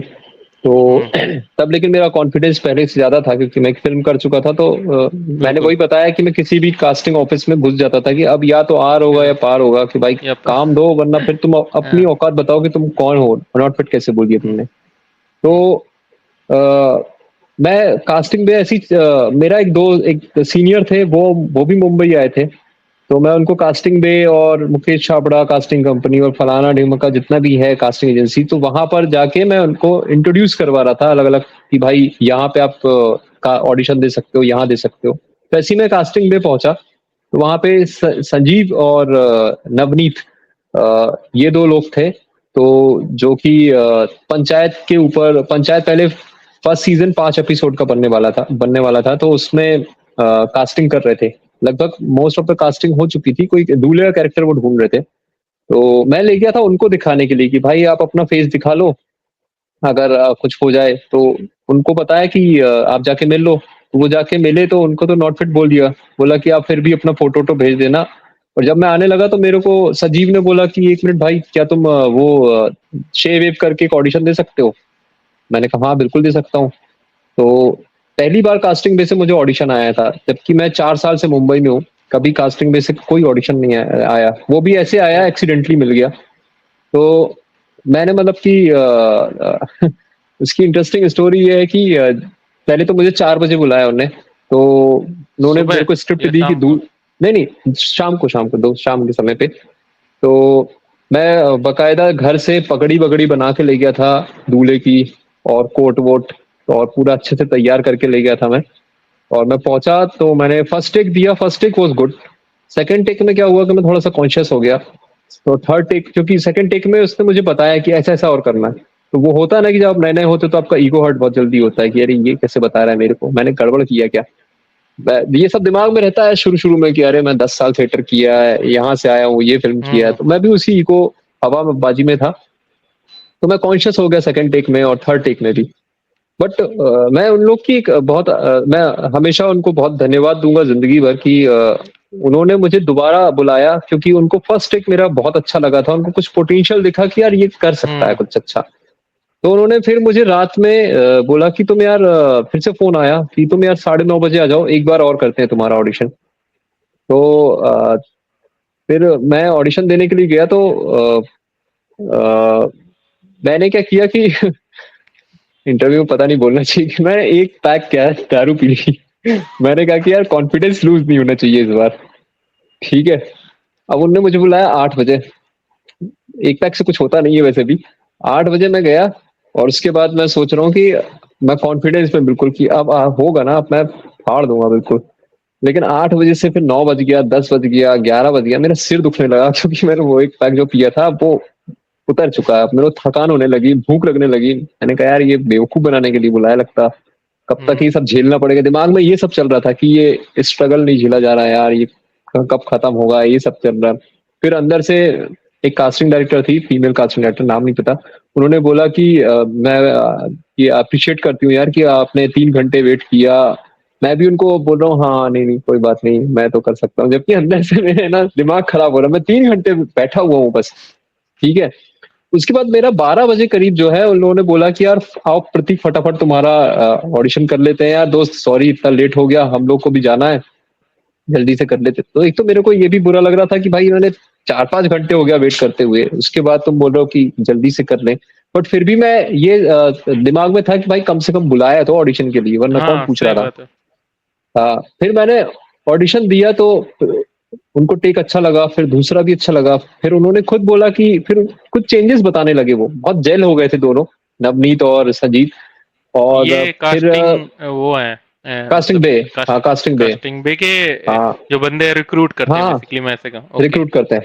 हाँ तो उन्होंने ऑडिशन लिए, तो वो ऑडिशन में बहुत मजा आया, 7-8 टेक हम लोगों ने किए। वो लोग भी ऑडिशन के दौरान ही काफी हंस रहे थे। दूल्हे वाला कैरेक्टर जो है, गजब बेइज्जती जिसमें होती, हाँ, कुर्सी वाला, आसिफ वो वाला। सीन, आसिफ वाला। तो वो उनको अच्छा लगा था, उन्होंने कहा था यार हमारी तरफ से तो तुम्हारा सही है और लॉक हो और ये वो है, तो वो करके खत्म हो गया उसमें। फिर मेरा सिलेक्शन नहीं हुआ। फिर 2-3 महीने बाद फिर से कॉल आया नवनीत का कि बबलू डब्लू करके कैरेक्टर है, उसमें डब्लू कैरेक्टर के लिए मुझे ऑडिशन देना है। तो एक मैंने जब चीज यहाँ डब्लू मैं को बना के पूछूंगा, भेजा। हम्म। एक चीज यहाँ मैं पूछूंगा, जब जैसे आपने कहा कि दूल्हे वाला अपना दिया, आपका सिलेक्शन नहीं हुआ, तो वजह बताइए, आपको पता चली कि क्या वजह थी? नहीं वजह तो ऐसे बताई नहीं जाती, अलग अलग वजह होती है हम्म। उसमें को, मतलब आप नहीं, फिर भी ऑब्जेक्शन कुछ जैसे उठा नहीं आप सकते। रियलाइज करते हो ना कि यार, जैसे आसिफ ने करा कैरेक्टर है ना, तो आपने हाँ रियला हाँ हाँ आपने आपने दे के आए थे आप, इतने आपने ऑडिशन दिए, हाँ। तो आपको ये समझ में आया होगा कि यार इस जगह मैं ऑडिशन के टाइम लैग कर रहा था, पर इस बंदे ने ऐसा डिलीवर करा, तो माइट भी ये रीजन हो। नहीं ऐसा ऐसा ऐसा कुछ नहीं, उसने अपने तरीके से किया, मैं अपने तरीके से कर रहा था, तो मतलब ठीक है। ऐसा कुछ नहीं है। अगर वो बबलू करता तो शायद अपने तरीके से करता, वो भी अच्छा करता। हम्म। तो वो चीज है। तो हम्म। ऐसा तो खैर सोचना भी नहीं होता, यहाँ पे आपको ऑडिशन देके छोड़ देना होता है। बाकी सिलेक्शन जो है वो बहुत ही अंदरूनी मामला है। डायरेक्टर को हो सकता है कि भाई अ, उसके पास मूछें ज्यादा होंगी, घनी होंगी, मेरे पास मूछें नहीं आती है, ये रीजन हो हम्म। सकता है। या मेरा हेयर स्टाइल या उसका हेयर स्टाइल, तो वो अलग वजह होती, बहुत छोटी छोटी ठीक है। चीजें कभी कभी दिखी जाती है। कभी कभी ये भी रहता है कि प्रोडक्शन की तरफ से बोल देते हैं कि नहीं यही एक्टर चाहिए, ये नहीं चाहिए। तो गॉट इट। वो चीजें सबके साथ लाइफ में घटती है, मेरे साथ भी मतलब मुझे भी किसी को हटा के काम मिला है कभी, और मुझे हटा के किसी और को गॉट इट। काम दिया गया है, तो ये होता रहता है। तो इस तरीके से पंचायत मिला, वो ऑडिशन दिया, डब्ल्यू डब्ल्यू का ऑडिशन आया मुझे, फिर मैंने घर से बना के सेल्फ टेस्ट भेजा। और फिर वो मुझे पंचायत का 6 एपिसोड जो था उसमें मैंने सेलेक्ट हुआ फिर। अच्छा, आप बता रहे थे कि आपको डब्लू का दिया गया था, बट एक्चुअल में आपने बबलू का करा था। मुझे डब्लू का दिया गया था पहले ऑडिशन के लिए, फिर मैंने डब्लू बना के भेजा तो फिर उन्होंने बबलू का भी दिया, तो फिर मैंने बबलू बना के भेजा तो मैं बबलू में लॉक हो गया। और ये कब बता दिया कि आप लॉक हो गए हो? 2 दिन में बता दिया था। तब खुशी हुई या ये था कि यार वो वाला करेक्टर मैं करता उसका अच्छा था, ऐसा कुछ था? अरे उसमें मतलब खुशी, एक्चुअली क्या है ना कि हम मैं तब तक है ना अपनी फिल्म के जोन में था, चौसा फिरंगी जो बनाई हम्म। थी। और उसके हम्म। साथ क्या फ्रॉड हो गया था कि उसको रिलीज नहीं मिला था कहीं पे, और हमने उसमें थोड़े बहुत पैसे भी लगाए थे, पूरी 2 साल लगा दिए और कहीं पहुंचा नहीं वो। तो हम लोग उसके मतलब वो बहुत 6-7 महीने तक वही दौर चला, तो कोई सा काम आ रहा है या नहीं आ रहा है उस पर ज्यादा एक्साइटमेंट नहीं हो रहा था, ऐसा लग रहा था भाई ये काम आना चाहिए तब मुझे पहचान मिलेगी। ये क्या है मतलब दूसरों के कमर्शियल काम में मेरे को क्या ही मिलेगा पैसे से ज्यादा, छोटा मोटा रोल सही बात। होगा पीछे खड़े होने का, क्योंकि उसके पहले उतने ही रोल मिलते थे वहां पे। पर जब पंचायत किया और जब कर रहे थे तब खुद पंचायत के मेकर्स को ही नहीं पता था कि ये शो इतना हिट हो जाएगा। ये शो हाँ, फर्स्ट शो जब था। आया और हाँ, और शो तो हिट हुआ लेकिन मुझे बिल्कुल आइडिया नहीं था कि ये इतना छोटा कैरेक्टर है जो बबलू और डब्लू का, ये हम्म। इतना पसंद आएगा और लोग मुझे पहचानेंगे उस बबलू डब्लू देख के। जब पंचायत रिलीज हो गया और उसके बाद जब मैं बाहर कहीं जाता था और लोग मुझे बबलू भैया या पंचायत में देखा ये बोल के, तो मेरे को लगता था यार इतने कितने लोग सीरीज देख रहे हैं और देखी भी है, तो इन्होंने पहचान कैसे लिया मुझे, मतलब पहचान कैसे रहा, मेरी शक्ल अलग दिखती है कि क्या है मतलब। क्योंकि मैं अकॉर्डिंग टू मी, मैं चौसा फिरंगी में मैंने जितनी मेहनत की मैंने पंचायत में तो नहीं की, पंचायत में सेट पे जाके सीधे एक्टिंग की है। तो वो लगता है ना कि यार मैंने जिस चीज में ज्यादा मेहनत करी है उसको लोग नहीं देख रहे हैं, इसको देख रहे हैं, तो ये मेरा कॉन्फ्लिक्ट उस समय चल रहा था, क्योंकि तब उस फेज में था मैं शायद। अच्छा, ठीक है। तो उस समय जब गए, फर्स्ट सीजन था, रिलीज हुआ नहीं था, कुछ अता पता किसी को नहीं था कि कैसा जाएगा, कैसा होने वाला है। आप डायरेक्ट वहाँ सेट पे पहुंचे, और आपका जो वो था, मतलब टाइम पीरियड कितने दिन की आपने शूट करा था वहाँ, कितने दिन के लिए चार चार आपका? दिन का शूट था बस। चार 4 दिन दिन में आपका पार्ट हो गया था। और हाँ। बेसिकली देखा जाए तो सीजन 1 में एक ही फाइटिंग सीन है, वो मेनली इस साइड से नेगेटिव में आप लीड कर रहे थे, उधर प्रधान जी और सचिव जी का था सीन। हाँ तो हाँ। इससे पहले आप इनमें से किसी कैरेक्टर से आप पहले फेमिलियर थे, मिले थे? क्योंकि दो नाम बहुत मैं बड़े थे, रघुवीर यादव और हम्म। नीना मैम का। नहीं नहीं, मैं मिला तो तो सबसे पहली बार वहीं था सेट पे। अच्छा, ठीक है। क्योंकि हाँ रघुवीर यादव सर हाँ, के नहीं साथ तो आपका मतलब सीन ही था। एक बार रीडिंग हुई थी, जीतू जीतू भाई जो है उनके साथ एक बार हम्म। रीडिंग हुई थी टीवीएफ में। बट वो बहुत हम्म। ही छोटा सेशन था, 1 घंटे का, तो रीडिंग हो गई हम्म। उसके बाद फिर सीधे सेट पे मेरे। ओके। तो फिर मतलब कैसा रिएक्शन कैसा था, आपके दिमाग में क्या चीजें चल रही थी? मेरे दिमाग में तो ये था कि मतलब ऑब्वियसली हम्म। नर्वसनेस तो होती है, क्योंकि पहली चीज हम्म। तो टीवीएफ के साथ मैं भी काम करना चाहता था। टीवीएफ ने हम्म। बहुत ही 2015 से जब उनका पिक्चर वगैरह मैंने देखा था, तो पिक्चर तो सबने एक देखा है, समय था। इंजीनियर हो तो हाँ, रिलेटेबल भी लगता होगा। तो वही हाँ, तो मुझे ये लगता था कि यार मेरे को इनके इनके टीम में किसी हम्म। तरीके से काम मिल जाए या कुछ क्रिएटिव राइटिंग का या एक्टिंग का। तब हम्म। मुझे मैं यहाँ पे 127 में इनका ऑफिस हुआ करता था, तो मैं गया भी था 1-2 बार। बट यही है कि मेरा कम्युनिकेशन स्किल बिल्कुल खराब था, है अभी भी, और कॉन्फिडेंस भी नहीं था, तो मुझे बात करने नहीं आती थी, तो उन्होंने बोला कि कुछ नहीं चल रहा और मैं आ गया मुंह उठा के। हम्म। तो बट फाइनली जब 2019 में पंचायत वगैरह जब मैंने उनको रियल में देखा उन सारे लोगों को, तो अच्छा भी लग रहा था और एक नर्वसनेस भी थी कि रघुवीर सर के साथ सीन है और इनके साथ सीन है। रीडिंग वगैरह ज्यादा हुई नहीं थी, तो बट करने के बाद जब 1-2 टेक हो गए उसके बाद जब थोड़ा सा ये होता है ना कि बॉडी वार्म अप हो जाता है, पहला टेक तो मैं वार्म अप ही मानता हूँ। एक बार आप थोड़ा सा वार्म अप हो जाओ उसके बाद आपकी बॉडी जब खुलती है और ब्रेन काम करना शुरू करता है तो फिर मजा आने लगा था सीन करने में। फिर तो हमारे आप सीन बहुत स्मूथली निकलते थे। पहला सीन फाइटिंग सीन था या कौली बाजार वाला जीतू भैया का? पहला सीन फाइटिंग सीन ही था कि पहले दिन ओके। सीधे फाइट के लिए ही वाला हाँ। सीन हुआ था। तो और वो फाइटिंग काफी उसमें देहाती टाइप में है, देख रहे हो कि मतलब आधा मिल रहा है, आधा मार रहा है, बेल्ट मांग रहा है कि यार तुम अपनी हाँ, बेल्ट दो, मेरी वाली कम मार करेगी। रैक्सीन किया, तो उसमें ये जो सब किसकी पीछे उपज थी?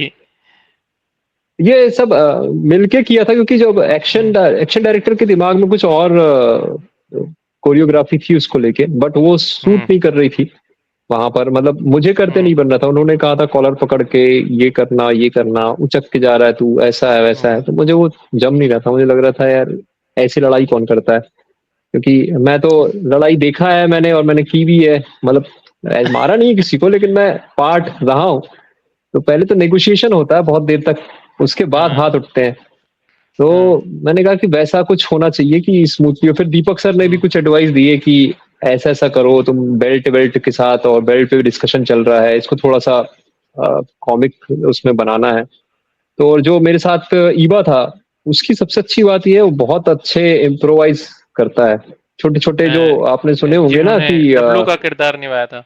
डब्लू का करेक्टर, वो छोटे छोटे जो उसके, उसका अपना एक तरीके का ह्यूमर है उसके एरिया का। तो वो गाली का बकना या कुछ भी छोटा छोटा चीजें डालता है ना, तो वो बहुत फिलर होते हैं, बहुत इंटरेस्टिंग फिलर होते हैं। तो वो भी बहुत अच्छा सपोर्ट मिल, हम लोग का ट्यूनिंग बन गया था। एक ही होटल में रुके थे, एक ही कमरे में रुके थे, तो हम लोग उसी तरीके से बातचीत करना और रिहर्सल कर रहे थे हम्म वैसे भी। तो उसके साथ बड़ा मजा आया, कंफर्टेबल हो गया मैं भी। और फिर मैं कुछ अगर इम्प्रोवाइज करूँ तो वहां से उतना ही स्ट्रांग रिप्लाई भी आता था। तो ये अच्छी चीज होती है कि अच्छे एक्टर की यही निशानी होती है कि आपको अगर कुछ दिया गया है तो आप उसको गिराओ मत, उसको या तो वापस रिसीव करके दो या उससे और बढ़ा के आगे ले जाओ। तो ठीक है। उसी दायरे में तो वो उससे उसके साथ काम करने में बहुत मजा आया। फिर रघुवीर सर जो थे उनका, वो तो बहुत लेजेंडरी एक्टर है। उनके साथ जब जब उनके साथ इम्प्रोवाइजेशन हुआ तो वो इम्प्रोवाइजेशन को और बढ़ाते गए। और अच्छी हम्म बात यह है कि ये जो जितने भी मजे हुए आर्टिस्ट रहते हैं, चाहे वो रघुवीर सर हो, चाहे पंकज त्रिपाठी, और इस तरह के जितने भी आर्टिस्ट हैं, इनकी खासियत ये है कि ये कभी भी इम्प्रोवाइजेशन इनका स्क्रिप्ट से हट के कहीं आए बाएं दाएं नहीं जाता। ये बहुत इनने वो लाइफ देखी हुई है, और वो वैसे किरदारों को कई समय से करते आ रहे हैं, तो इनको पता है कि किस मीटर में कितना क्या कैसे करना है। तो आप जब इनके साथ परफॉर्म करते हो ना, तो आपको ज्यादा कुछ करने की जरूरत नहीं होती, क्योंकि वो उन्होंने सीन उठा के ही उतना दिया हुआ है। आपको सिर्फ उनके सपोर्ट करना रहता है, उनके साथ चलना होता है।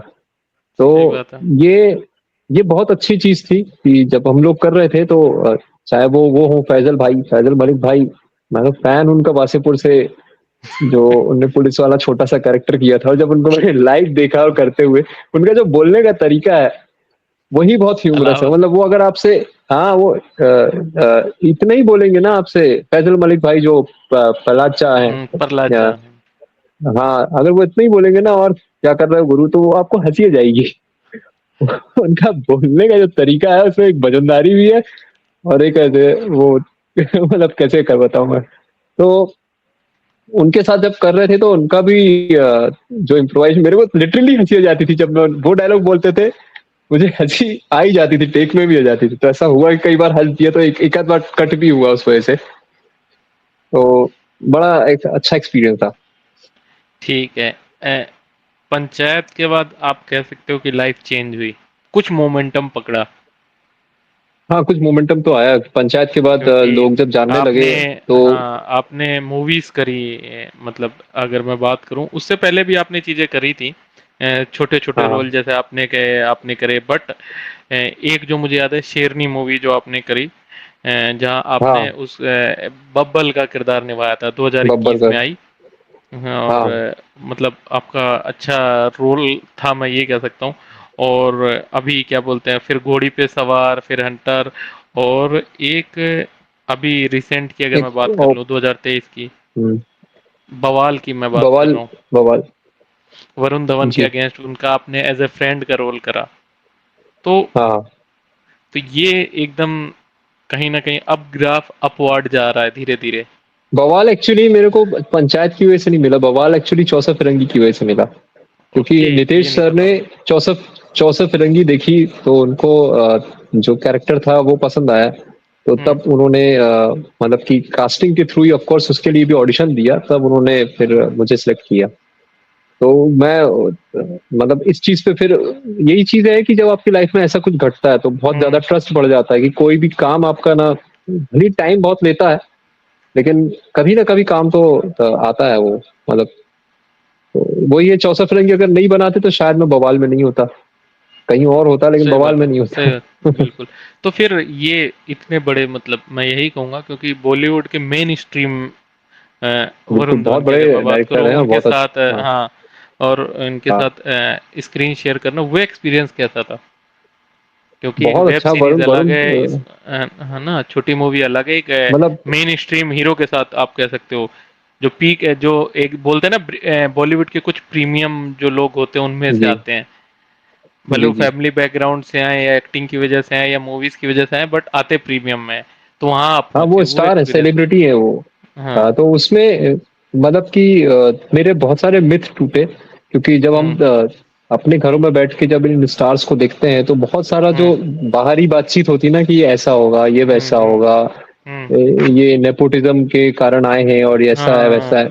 जब आप इन पर्सन उस इंसान से मिलते हो ना, तो आप हमेशा गलत ही साबित होते रहते हो, क्योंकि वो इंसान वैसा होते ही नहीं है जो आपने सुना उसके बारे में। Varun Dhawan is very jolly guy, he is very friendly in nature, और बहुत हम्म। कंफर्ट फील कराते हैं। उनका कोई ईगो या एटीट्यूड जैसा कुछ नहीं है, उनका जो बेसिक नेचर है जो एक मुंबईया बॉय का होता है, ऑफ कोर्स वो है, बट वो कोई हाँ। प्रॉब्लमेटिक नहीं है। वो हर जगह का, मैं जबलपुर का हूँ तो मेरा अपना होगा, कोई दिल्ली से होगा तो उसका अपना होगा। और बात की जाए कि काम की, कि भाई हर एक परफॉर्मर का, एक्टर का अपना हम्म। तरीका होता है, जिस तरीके से वो अपने परफॉर्मेंस को देखता है। तो उनका ये है कि वो he is very physical kind of artist, कि उनका जो बॉडी है वो बहुत रिएक्ट करता है ड्यूरिंग द परफॉर्मेंस, तो वो उस पर ज्यादा काम करते हैं। और सबका अलग अलग होता है। मेरे ड्रामा स्कूल में भी ऐसे बहुत सारे कुछ एक्टर थे कि जिनका बॉडी जो है वो ज्यादा रिएक्ट करता है ड्यूरिंग द परफॉर्मेंस, वो एंगेजिंग लगता है। गोविंदा जो है, गोविंदा की जो टाइमिंग थी, या अक्षय कुमार जो है जब वो कॉमेडी करते हैं तो उनकी फिजिकल एक्टिविटी बहुत ज्यादा काम करती है, बॉडी बहुत काम करती है। चाहे आप इरफान खान का परफॉर्मेंस देखोगे कॉमिक का या नाना पाटेकर का, तो वो बॉडी का यूज नहीं करते, उनका डायलॉग का यूज रहता है। तो ऐसा नहीं है कि वो हम ये कह दें कि यार यार इनको काम, या ऑडियंस इसलिए पसंद कर रही क्योंकि ये वरुण हम्म। धवन के लड़के थे। हम्म। ऑफकोर्स उनको कुछ चीजों का प्रिविलेज है, बट इस फील्ड की सबसे अच्छी खासियत ये है कि अगर आपने स्क्रीन पे कुछ नहीं किया तो ऑडियंस आपको नहीं देखेगी। ठीक है। सही बात है। तो बात यह है कि आपको कुछ तो एंगेजमेंट फैक्टर होना चाहिए कि आप परफॉर्म कर रहे हो या एक्टर हो। तो वो उनके अंदर है, उनके पास वो बॉडी है, वो चार्म है, और वो जो उनकी जो खुद का एक परफॉर्मेंस का स्टाइल है, वो अ, बेहतर है। मतलब मुझे तो ऐसा कुछ नहीं लगता, उनकी एक अपनी बनी बनाई ऑडियंस है। तो हम्म। हम ये नहीं कह सकते कि यार ये इरफान खान की तरह नहीं करते हैं, इरफान खान ही सबसे अच्छा, ऐसा नहीं होता। शाहरुख खान नहीं करते इरफान खान की तरह, शाहरुख खान कई बार बहुत मेलोड्रामेटिक और ओवर एक्टिंग करते हैं, बट वो अच्छे लगते हैं यार, उन पे सूट करता है कुछ चीजें। ठीक है। उसके हाँ, बाद अभी रिसेंट की अगर मैं बात कर लूं, क्योंकि उसकी उसका जिक्र करना जरूरी है, पंचायत 3 आई। 2 में आपका जी, रोल हमने एक्सपेक्ट करा था कि भाई, एक होता है जी, ना कि एक लड़ाई छिड़ गई है और ऐसे ऐसे मुद्दे पे एंड हुई, तो ये कहीं ना कहीं बंदा आएगा। और हाँ, बट 2 में आप कहीं दिखे नहीं, आप क्या मतलब, आप हम्म, दोनों जो डब्लू और बबलू कहीं दिखे नहीं। बट 3 में एक सरप्राइज एंट्री होती है, विधायक बुलाता है ना, जी, कि इनको बम बहादुर के हाथ पैर तोड़ने हैं, और आप दोनों जी, लोगों की एंट्री होती है। तो दर्शक के लिए सरप्राइज नहीं था, क्योंकि ऑलरेडी आप फैमिलियर फेस अब बन चुके हो। तो हाँ। ये एंट्री कैसे, मतलब सरप्राइज थी या पहले से अवेयर आपको बता दिया गया था कि आपका रोल रहेगा, आप रेडी रहना? कैसा था 3 में? नहीं, जब सीजन 3 का जब शुरू करने वाले थे तब मेरे पास कॉल आया था।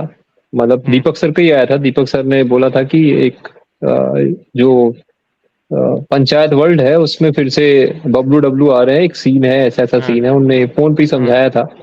हाँ। तो वो तो उन्हें बता दिया था, शूटिंग से पहले बता दिया था। तो हम्म। उसकी इन्फॉर्मेशन थी कि हाँ हम्म। ये सीन करने वाले हैं और ऐसा है। तो बाकी मुझे पूरी स्क्रिप्ट नहीं पता थी, ना ही फर्स्ट सीजन की ना ही थर्ड सीजन की, क्योंकि समझ गया। उसमें बताया नहीं गया था।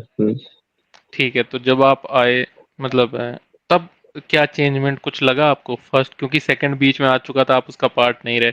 फर्स्ट हिट हुआ, सेकंड उससे ज्यादा हिट हुआ, है ना, और थर्ड में हम्म, एक्सपेक्टेशन लोगों की बढ़ गई थी। तो आपका हम्म, हालांकि कैरेक्टर आपने जैसा फर्स्ट में प्ले करा तो वैसे ही, बट चीजें कुछ चेंजेस दिखे सेट पे या लोगों के रवैये में, या मतलब ऐसा कुछ, या अब और एक अपग्रेडेशन दिख गई हो आपको? हाँ, मुझे पहले के मुताबिक वो जो सेट पे जब गया तो सेट पे ये था कि जैसे जो दीपक सर है, अब वो हम्म। थर्ड सीजन कर रहे हैं तो एक आदमी का होता है ना कि एक ही काम को जब वो करते जा रहा है तो उसका एक हम्म। वो उसमें माहिर हो जाता है, माहिर हो कॉन्फिडेंट जाता हो गए हैं वो कि तो वो है ना अब सीट से उठ के आके समझाना ये सारी चीजें नहीं करते, उनको पता है कि चीजें कैसे मुझे निकालनी है, क्या पेस रखना है, है। हम्म। पंचायत वर्ल्ड क्या है, तो वो उनको बहुत अच्छे से अब पता हो चुका है। हम्म। और तो हम्म। काफी चिल और रिलैक्स होके शूट होता है पंचायत का, जो जितने दिन भी मैंने किया अभी थर्ड सीजन में 3 दिन ही था हाँ शायद, हाँ। 2 या 3 दिन ऐसा कुछ था। तो ठीक। उसमें कुछ कुछ भी हौच पौच क्योटिक कुछ नहीं था, सब कुछ क्लियर था आई थिंक, और हम्म। बड़े आराम से वो शूट हो गया। तो मुझे लगा कि हाँ कि पहले के जो फर्स्ट सीजन में मैं गया था तब सभी नए थे, सभी कर ही रहे थे, हम्म। तो उसके उसके कंपैरिजन में तो अभी और ज्यादा कूल है, और अब शायद फोर्थ सीजन और अच्छा बनाए वो। एक चीज जो अभी पीछे मैंने अमित कुमार मौर्य जो बम बहादुर बने उनका पॉडकास्ट करा, तो उन्होंने एक हाँ चीज बताई थी कि जो ये सीन होता है जहां आप दोनों लोग आग बैठ जाते हो, गुटरे तोड़ने की प्लानिंग करते हो कि तोड़ दोगे, तो उस सीन में वो बोल रहे हैं कि जो बैठने वाला सीन है जहाँ ये सारी डिस्कशन चल रही है वो तो 1 घंटे में हो गया था, 10 से 11, 11 तक हाँ, या 11:30 तक। और उसके बाद जो रनिंग वाला सीन है वो साला शाम को वो 4-5 बजे तक। तो वो उसमें क्या बहुत हालत होगी दौड़ाया है, आपकी कि दौड़ते रहो? बहुत दौड़ाया था ये। उसमें एक एक सीन में तो क्या हुआ, बम बहादुर बैठा हुआ था और वो जैसे ही दौड़ता है तो वो हाँ। 3-4 कदम दौड़ा और वो खेत में गिर गया, और वो ऐसे पड़ा हुआ। मेरा डायलॉग है कि अबे ये भाग रहा है, देख क्या रहा है, पकड़ रहा है हाँ। इसको, ये बोलना था हाँ। मुझे। मैं जैसे हाँ। इसको देखा मैंने देखा ये तो गिर गया, तो मेरे मुंह से हाँ। यही निकला, मैंने कहा ये तो गिर गया। जैसे ही मैंने बोला वो उठ के फिर भागने लगा। ठीक है, उसको उस टेक को रखा इसलिए नहीं गया क्योंकि उस दौरान कैमरामैन भी गिर गए थे, सेम टेक पे समझ गिर गया। गए थे वो भी। हाँ, हाँ, वरना रख लिया तो जाता। हाँ, वरना वो बहुत हाँ, गजब का अच्छा कॉमिक सा। टेक था कि वो गिरा और ऐसा डेड पूरा पड़ा है कि अब वो उसको भी समझ में हाँ। नहीं आ रहा है कि क्या करूं, शायद डायरेक्टर कट बोलेंगे, वहां से कट हाँ। किसी ने बोला नहीं, वो फिर उठा फिर भागा वो। तो मैंने कहा यार ये टेक तो बहुत अच्छा हुआ है, बट उसको रखा नहीं गया। तो दौड़ने का ये था कि पूरा एक जो खेत था, लगभग वो हम्म। 200-250 मीटर लंबा ऐसा कुछ होगा, तो हम्म। उसमें दौड़ के हम लोग को कई बार दौड़ना था, क्योंकि एक बार यहाँ से शॉट लिया गया, फिर सामने से लिए जा रहा है, फिर उसमें हम्म। अलग अलग जगह दिखाना है कि पहले हम लोग खेत से दौड़े, फिर रास्ते से दौड़ रहे हैं, फिर दूसरे खेत से दौड़ रहे हैं। तो इसमें 2-3 घंटे लगे थे, और सबसे ज्यादा हम लोग तो उतना नहीं दौड़े क्योंकि हमारा ये था कि हम पीछा कर रहे हैं। बाकी जो बम बहादुर था ना भाई, वो बहुत दौड़ा, सच में बहुत दौड़ा, वो उस पर दया आने लगी थी। वो सच बोल रहा है, उसको बहुत दौड़ाया गया। ठीक है। अब आती है एक अहम क्वेश्चन, जो जी जी। मेरा क्या मतलब पूरे भारत देश का है, पंचायत वर्ल्ड के जो फैन है, हाँ प्रधान जी को गोली किसने मारी? यार, मैंने तो नहीं मारी, मेरा तो जो छूट था वो करके आ गया, उसके बाद पता नहीं किसने मारी। मुझे सीरियसली चाहे नहीं पता क्योंकि वो तो मैंने मैं। बताया ना कि इस, हाँ, मतलब अभी तो कुछ भी आइडिया नहीं है, मुझे खुद नहीं पता कि हमारे कैरेक्टर ने मारी है कि नहीं मारी है। चलिए, ये मतलब आपने बात कह दी कि आपके कैरेक्टर ने मारी नहीं मारी है। प्रतीक भाई, व्हाट नेक्स्ट? अब पाइपलाइन में क्या है? पाइपलाइन में अभी है काफी सारे शो जो कि रिलीज नहीं हुए हैं। जियो हम्म। जियो के साथ अभी 2 शो किए हैं, मून वॉक और हजामत, दोनों बहुत अच्छे शो हैं, बट अभी हम्म। पाइपलाइन में वो है। उसके अलावा पाताल लोक सीजन 2 जिसका डब आज था, आज ही कंप्लीट करके आया, तो वो भी ओके। रिलीज होने वाला है। फिर एक बहुत अच्छा शो अभी रिसेंटली किया है, डब्बा कार्टेल, ये एक्सेल का है, और अलग वर्ल्ड है इसमें, थोड़ा इंटरेस्टिंग है, तो मुझे अच्छा लगा। मेरा ज्यादा शूट नहीं था, 7-8 दिन का जो शूट था, बट मुझे काफी जो उन्होंने एक दुनिया क्रिएट की है उसमें, वो बहुत इंटरेस्टिंग, मुझे लगता है कि वो शो भी काफी चलेगा, हिट होगा। और हम्म। उसके अलावा एक एक इंडिपेंडेंट फिल्म है जो अभी रिसेंटली उसका फर्स्ट शेड्यूल शूट किया है, वो मेरी प्रोडक्शन हाउस से की है। अभी मैंने एक प्रोडक्शन हाउस भी अपने शहर में खोला है, तो उसमें हम लोगों ने एक फिल्म शूट की है, सल्तनत, और एक है ताल बेताल। तो ताल बेताल में मैं काम कर रहा हूँ एज एन एक्टर, बाकी सल्तनत में मैं एज अ ईपी काम कर रहा था। तो ये बढ़िया है। केसी भाई को कभी देखेंगे हम? केसी भाई अब अनफॉर्चुनेटली शायद ना दिख पाए, क्योंकि वो प्रोजेक्ट ही अभी बंद हो गया है। अब देखते हैं फ्यूचर में कुछ होगा तो शुरू होगा। एक रैपिड फायर राउंड रखते हैं, मैं बहुत छोटे छोटे क्वेश्चन आपसे पूछूंगा जिसमें विद इन हाँ मैं चाहूंगा जल्दी आप उसका आंसर दे दें। ठीक है। थिएटर या मूवी? बोथ। फिर भी अगर चूज करना हो स्टेज और स्क्रीन मूवी में से मूवी कोई एक। मूवी मूवी, अभी तो मूवी। ओके, ठीक। Your dream role? ड्रीम नहीं रोल नहीं, action hero. Action hero, action hero. SRK वाला वो फिल्मी हीरो नहीं कि लड़कियां पसंद करेंगी। नहीं, हाँ रोमांटिक तो कुछ करना चाहता हूँ लेकिन पता नहीं। ठीक है। योर बिगेस्ट फियर, जो एकदम डर हो, आज भी रहता हो मन में। खत्म खत्म हो गया, अब नहीं, खत्म हो गया। अच्छा, डर से आगे आ चुके हैं। हाँ, ठीक है। आप अपने दिन की शुरुआत कैसे करते हैं? पानी लोग पी के। चाय के साथ करते हो, हम पानी पी के, बिल्कुल सही बात है। All time favourite movie? All time favourite movie, जो देख लो यार, ऐसा कुछ है नहीं सीरियसली। चलो, वैसे कोई एक्टर का नाम बता दो। DDLJ. Shahrukh Khan, Shahrukh no Khan. Doubt. ठीक है। कोई फेवरेट डेस्टिनेशन, हॉलीडे डेस्टिनेशन जहां आप सोच रहे हो कि यहाँ जाना है यार? अभी हो गया गोवा। गोवा, ओके। अच्छा लगता है मुझे। जब ठीक बाहर का है। जाऊंगा तो तब बाहर का बताऊंगा। हाँ मतलब वो कोई बिग डील नहीं, फेवरेट हाँ, तो जो अपने कोई रीच ऐसा में है फिक्स वही नहीं। अपना फेवरेट है। जहाँ जा सकते हो। ये बढ़िया है। ठीक है। क्रश, अटक मत जाना इस क्वेश्चन पे बस। हाँ, तो उसका नाम लेना है क्या? अरे यार, क्रश तो क्रश नाम होती नहीं है ले ना कोई सकता। तो। अरे तो अरे पसंद, मतलब है लेकिन नाम नहीं ले सकता। है पसंद है, क्यों क्यों नहीं है, चार पांच है। क्यों? ब्लॉक थोड़ी मार देंगे कि तुमने उनका नाम ले दिया। ब्लॉक भाई, दो तीन तो ब्लॉक करके रखी है। ऐसा क्या कर दिया? वैसे मैं बताऊं, फेवरेट क्रश कुशा कपिला। एक चीज है जो आपका, मैं कहूंगा हॉबी कह लो, मिमिक्री, हम्म, जो आपने बहुत करी है, मतलब ऐसा हमने सुना है। वो उसमें कितना हाँ बट तथ्य है, फैक्ट है? कोई बट अपने मैंने फैंस काफी के लिए समय हो कि गया। ये दस मत बारह बोलो। साल हो गया, छोड़ दी मैंने। अरे नहीं सीरियसली, अब कर ही नहीं पाता, अचीव ही नहीं कर पाता मैं। कोई नहीं, बुरी कर दो। इंजीनियर होके क्या डरना, क्या, मैं डर नहीं रहा हूँ, मैं सोच रहा हूँ किसी करूँ। किसी की भी कर दो। हाँ चलो, नाना पढ़ाई कर दूंगी, अच्छा है। तेरे साथ इंटरव्यू करके मुझे अच्छा लगा। बता कब रिलीज होगा, मेरे को भी अपने दोस्तों को बताना है कि इंटरव्यू आ रहा है, देखेंगे जरूर। बढ़िया है आपकी, ये मैच काफी हो रही है, तो ये अच्छा। चीज सही है। हाँ। एक चीज बताओ, जैसे ये रोल, जब नेगेटिव रोल्स होते हैं, इनका पर्सनल हम्म, लाइफ में या फैन फॉलोइंग, इन चीजों में फर्क पड़ता है? लड़कियां ऐसा भाव देती फर्क तो हैं? नहीं पड़।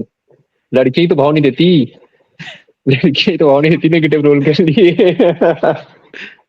और पंचायत में जैसा ऐसा रोल करा है उसके बाद तो और हाँ, उसके आदमी बाद यही तो और सोचता लोग होगा कि ये सोचते तो। होंगे। अरे लोग, मैं अभी एयरपोर्ट में था, मेरे को एक अंकल मिले और मेरे को हाँ, बोलते हैं यार तुम रियल लाइफ में थोड़े से सुंदर दिखते हो। मैं कहा, "हैं? ये क्या बोल रहे हैं?" बोलते कि तुम स्क्रीन पे तुम्हारे दांत दांत काले थे। मैं शुक्र करता हूँ, हाँ। मेरे को अच्छा लगा कि तुम्हारे दांत काफी सफेद है। मैंने कहा अरे अंकल, मेकअप था वो। नहीं नहीं, उसमें जैसा रोल था यार पंचायत में, और जैसा तुमने हाँ करा था, वो वाला देख के ऐसा ही लगता था कि ये 12th पास भी नहीं होगा बंदा, स्कूल गया हाँ, भी ऐसे होगा। ही लगता है मेरे को तो। अरे पंचायत में मुझे जो केटरर होता है उसने भगा दिया था खाना खाते वक्त। बोला कहाँ से घुसा है भाई तू। अरे यार। बेइज्जती कम गजब नहीं सही है बेइज्जती भाई। फिर इस मैं पे और तो, डब्लू इस पे चुपचाप सुनो, अपनी थाली उठा के चले गए। और तुम चले भी गए? हाँ चले गए, हम दूसरे जहाँ जूनियर खा रहे थे हम वहां पे खाना खाने लगे। तो फिर मेरे को पता था कि भाई कोई एडी वगैरह अगर देखेगा तो आएगा तो हाँ, बोलेगा कि आप यहाँ हाँ, क्यों खा रहे हो। तो हम हाँ, लोग भी जानबूझ के थोड़ा सा जूनियर में से बाहर निकल के वहीं, लेकिन जूनियर वाली लाइन में खड़े होकर खाना खा रहे थे। तो उतने में जो ईपी आए उन्होंने बोला अरे सर आप लोग यहाँ क्यों खा रहे हो, आप लोग का वहां है। मैंने कहा यार हाँ। वहां उसने भगा दिया। तो फिर वो जाके उसको डांटने लगे। मैंने कहा डांटिए मत, उनको नहीं पता होगा ये सब चीजें।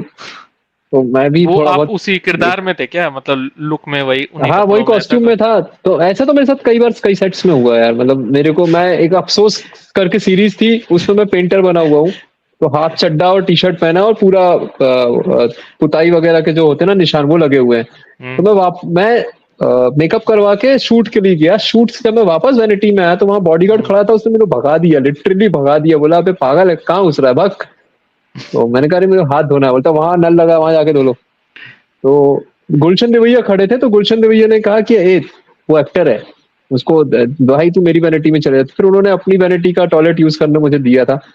तो ऐसा भी हुआ।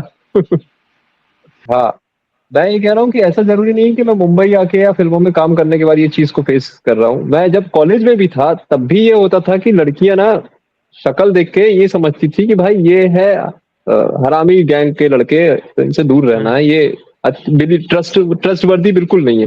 जबकि हम्म। मैं ईमानदारी से बता रहा हूँ, हम लोग गाय थे। कोई लड़की पुचकार के बस बोल देना कि जा वहां से पानी भर के ले आ, कोई भी चला जाता हम लोग में से यार, क्योंकि हमारी जिंदगी में लड़कियां थी नहीं कभी।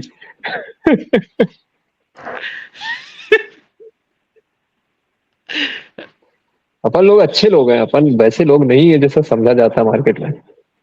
नहीं तो समझने दो, आना तो यही है एट द नहीं एंड। नहीं। भाई जीवन चलाना है ना। जीवन चल रहा है भाई। कैसे चलेगा अब देखो तुमको पता ही है। देखो, एक नारियल में दो स्ट्रो ना एक लिमिट टाइम तक ही अच्छे लगते हैं, पीने में भी क्या दिखने में भी। बात है, क्या बात है। समझ रहे हो? उसके बाद मजा अपने अपने में है।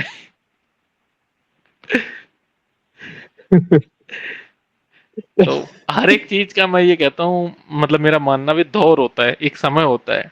उस समय मिला तो हाँ ठीक है, वरना उसके बाद में ना नारियल पीने में वो मजा है, ना वो बोलते हैं ना वो, ना वो न हवाओं में वो दम है। एक समय यार, होता है जब हाँ बात तो गर्म सही कह रहे हवाएं हो। भी ठंडी लगती हैं, और बाद में उसको लू बोल के हम लोग टाल देते हैं। फर्क बस इतना है। हाँ, मैं तो चाह रहा हूँ अभी लग जाए लू भाई। नहीं तो लगेगी, तुम्हें लगेगी। इस हाँ पॉडकास्ट का ना मैं बहुत। उम्मीद करता हूँ शायद कोई आ जाए। ये जो, देखो अब सूखा कहाँ मिटता है ये तो भगवान ही जाने। भाई तुम हाँ उनसे मतलब देखो, ऐसा ऐसा नहीं है कि बहुत खराब जिंदगी चल रही है। ये हम लोग अपने फैंस को या दो देखने वालों को बता रहा हूँ कि हम लोग बकचोदी हाँ काट रहे हैं।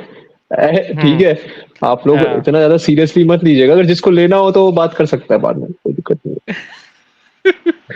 अच्छा, चलो ठीक है, रिवील कर दो, है गर्लफ्रेंड अभी? नहीं, गर्लफ्रेंड नहीं है, सिंगल हूँ मैं अभी।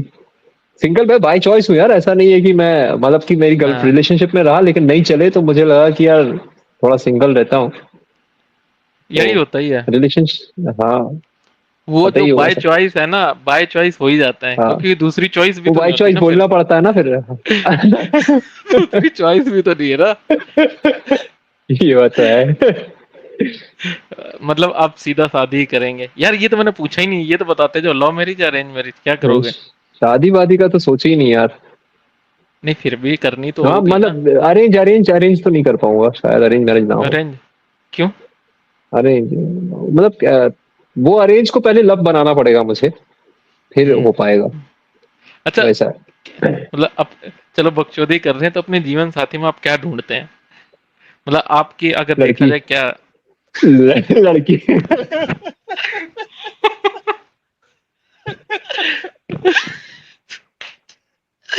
अरे यार, पीरियड। क्या चाहिए? लड़की हो, जिंदा लड़की हो चलेगी, कोई दिक्कत नहीं है। वो एक तो बारिश के इतने रोमांटिक सॉन्ग सुने हैं, तो बारिश में अकेले घूमना अच्छा हाँ, नहीं लगता यार। सही बात है, हाँ, कोई तो वो भी बोले अपने कि रूममेट रूममेट के साथ घूमो तो और अच्छा नहीं लगता कि एक तो घर में भी इसको देखो, बाहर भी इसके साथ ही चलो। अच्छा, चलो, अब ना तुम्हारे अंदर का इंजीनियर जग रहा है कुछ, मेरे को एक चीज मैं बताओ। पहले से जगा ठीक हुआ है, है। कोई अच्छी अच्छी अच्छा ट्यूनिंग वाला आदमी मिलता ना तो फिर वो जग जाता है। लेकिन मैं रिलेशनशिप में रहा हूँ, तो तो मैंने वहां का स्वाद चखा हुआ है। तो मुझे ये हम्म, शुरू में तो थोड़ा सा ऐसा लगता है जल रही है, लेकिन उसके बाद हाँ, थोड़ा ध्यान से देखो तो मैं हम्म, इसको इग्नोर इसलिए कर पाता हूँ क्योंकि मैंने इसको चखा हुआ है। तो मुझे ये समझ में आता है कि भाई ये शुरू शुरू का हम्म, जो आइसक्रीम आइसक्रीम खाने का और पानी पूरी खाने का हम्म। स्वाद है ना, ये फिर हम्म। बाद में ना किसी चीज में स्वाद नहीं आता है। तो ये मुझे स्वाद छीन लेता है। छीन लेता है, तो मुझे थोड़ा सा डर लगता है उस चीज से कि भाई आपके हम्म। पास मतलब जो भी पार्टनर आप जिसके साथ आगे की जिंदगी गुजारना हाँ। चाहोगे उसके साथ है ना थोड़ा टाइम ऐसा गुजरना जरूरी जिसमें हम्म। आपको ये पता चल जाए कि हाँ यार इसके साथ ट्यूनिंग मिल सकती है या जो भी है। कई बार क्या होता है कि आप जल्दबाजी में प्रपोज कर देते हो, रिलेशनशिप में आ जाते हो, फिर रिलेशनशिप में 6 महीने तक तो अच्छा लगता है, उसके बाद है ना फिर समझ में आता है गलती हो गई है। तो तभी तो मैं सिंगल हूँ अभी, क्योंकि ये सब रियलाइजेशन के बाद ही आप आदमी डिसीजन लेता है कि भाई कितना भी सूखा पड़ जाए गर्मी सह लूंगा, लेकिन ये चुतिया पे अब नहीं करूंगा मैं जिंदगी में। तो वो हो चुके हैं जिंदगी में। बहुत मतलब कि एक तो क्या होता है ना कि पहली चीज तो प्यार करने में भी अच्छा लगता है और ब्रेकअप में भी अच्छा लगता है। हम्म। ब्रेकअप में इसलिए हम्म। अच्छा लगता है कि ब्रेकअप के बाद है ना जितने भी गाने आप ऐसे सुनते नहीं हो, वो है ना तब आप अपने आप को बहुत इंटेलेक्चुअल साउंड करने लगते हो अचानक से, कि आपको शेर शायरी गजल सब समझ में आने हम्म। लगता है, ऐसा लगता है ये आपके लिए हम्म। लिखी गई है। हम्म। दरअसल में हम्म। चूतिया कट चुका होता है तो बेसिकली मतलब क्या कुछ देखा है मतलब पहली बार दिखता नहीं है। साजन की आंखों में प्यार से लेके क्या बोलते हैं, अच्छा सिला दिया तूने मेरे प्यार का जो सफर है। हाँ, और फिर उसके बाद वो गाना भी फिर से उड़ चला। जब अच्छा। दोबारा आप लड़की की तलाश में रहते हो। एक तो वो और गाना है शुरू ना, दिल संभल जा जरा, ये गाना मैंने बहुत सुना है, क्योंकि बचने के लिए जब भी ऐसा लगता है कि किसी से हम्म। प्यार हो रहा है तो ये गाना लगा लो, सुन लो, समझ जाओगे। आपका जो टोटल टोटल एक्सप्लोरेशन है ना किसी एक लड़के का, कि वो लड़का हम्म। वो वास्तव में आप अपनी क्षमताओं को तब जान पाते हो जब आप किसी लड़की के प्यार में रहते हो, कि ऐसे हाँ। आपको मैं बोल दूंगा कि जाओ भाई ये हिमालय से जड़ी बूटी उठा के ले आओ, घंटा आप नहीं लेके आओगे। लेकिन आपको जिससे प्यार हुआ है और अभी तीसरा दिन है और उसने बोला है कि यहाँ से ये ले आओ, आप चढ़ जाओगे हिमालय, और चढ़ के आ भी जाओगे तब भी आप अपनी लिमिट को उतना वो नहीं करोगे कि भाई आपने कर लिया, हम्म। आप सारा ईगो अपने देवी के चरणों में डाल दोगे कि माते ये आपके लिए था। ठीक शुरू है। शुरू में आराम नगर में वो आया हुआ लड़का होता है जो नया नया आया होता है।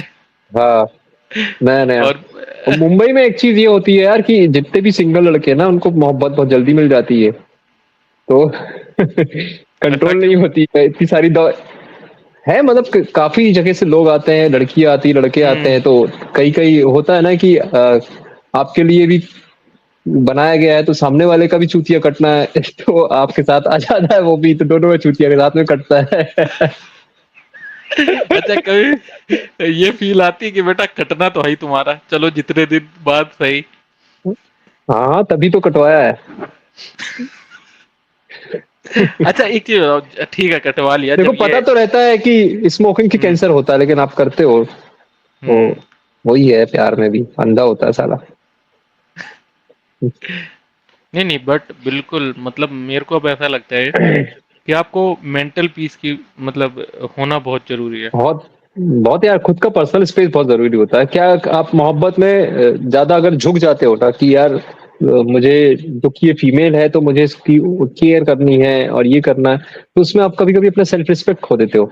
तो उसका है ना, सामने वाला गलत नहीं है, वो इंसान गलत नहीं, लेकिन आपने शुरू से उसको ऐसा शो किया है तो वो हम्म। आपको वैसे ही कंसीडर करने लगा। तो उसमें दिक्कत क्या होती है ना कि आपको एक point of the time, period of the time ये रियलाइज होता है कि यार मैं ऐसा आदमी नहीं हूँ, मैं इतना ज्यादा ऐसे नहीं रहना चाहता, मैं बहुत खुला हुआ आदमी हूँ लेकिन मैं खुल के जोक भी नहीं मार पा रहा हूँ, क्योंकि मैंने अपनी हम्म। इमेज वैसी बनाई हुई है सामने वाले के सामने। तो उस चीज के लिए अब अवेयर रहने लगा है दिमाग कि भाई किसी के सामने आपको अपने आप को पोर्ट्रे करना है तो मुझे ऐसा पोर्ट्रे नहीं करना है कि भाई आप ही हो मेरे जीवन की सब कुछ, मैं आपके लिए निछावर हूँ, ऐसा कुछ नहीं है। आप हम्म। अपने स्टेटस पे हो, मैं अपने स्टेटस पे हूँ, बराबरी में रहेंगे। जो जिन्होंने शादी नहीं करी है वो अभी भी अपना क्या होता है, सेल्फ लव ढूंढ रही है, तो उसमें पोटेंशियल है कि ये सेल्फ लव की जगह हम कभी अपने लव भी ढूंढ सकते हैं इसमें। बहुत सारी लड़कियां जिम वगैरह जाती है भाई 34 35 में, सिंगल होके, तो हम्म। अपॉर्चुनिटीज हैं जिम, इसलिए ज्वाइन करना चाहता हूँ मैं। तुम सेल्फ लव ढूंढने जा रहे हो? हाँ। उसमें तो सेल्फ उनके लिए हो गया, लव तुम्हारे लिए हो गया। मैं तो अपने तरीके से सोचूंगा, उनको जैसा सोचना है सोचे। अरे यार, देख लो बट यार मैं जो। फायदा नहीं उठाता हूँ कि मैं अपने फेम वेम का फायदा नहीं उठाता हूँ कि I am from Panchayat, I am actor, और हम्म। ऐसा वैसा कुछ नहीं। आपको meet be like a normal boy, अगर आप हम्म। पसंद नहीं है तो ठीक है, कोई बात नहीं। ऐसा है मेरा। नहीं नहीं, ठीक है। मतलब ये तो हंसी मजाक वाली बातें चल रही हो, बेस की बात है। जब हाँ आदमी 4 दिन 5 दिन बाद चलता है, उसको समझ में आ जाता है कौन किस नेचर का है, हाँ। कैसा इसके साथ ट्यूनिंग सेट होगी नहीं होगी। बट मैं राइट। उम्मीद करता हूँ इस पॉडकास्ट के बाद शायद कुछ चाय कॉफी या नारियल पानी वाली डेट आ जाए। बिल्कुल बिल्कुल यार, आपके ये मुंह में घी शक्कर, डेयरी जिसने milk block five block star जो मारा भी हो। हो, अनब्लॉक कर देना। हाँ नहीं ना, वो ना भी करे तो चलेगा, वो वाले लोग। हम्म। ये डिहाइड्रेटेड तो और है, फिर पर ये डिहाइड्रेशन पानी से नहीं मिटा रहे, दिक्कत ये है। हाँ, और बियर पी के रात को 10:30 11 बजे फिर मैसेज करते हाय। हाय के आगे की पता नहीं चलता, लिखू गया भाई।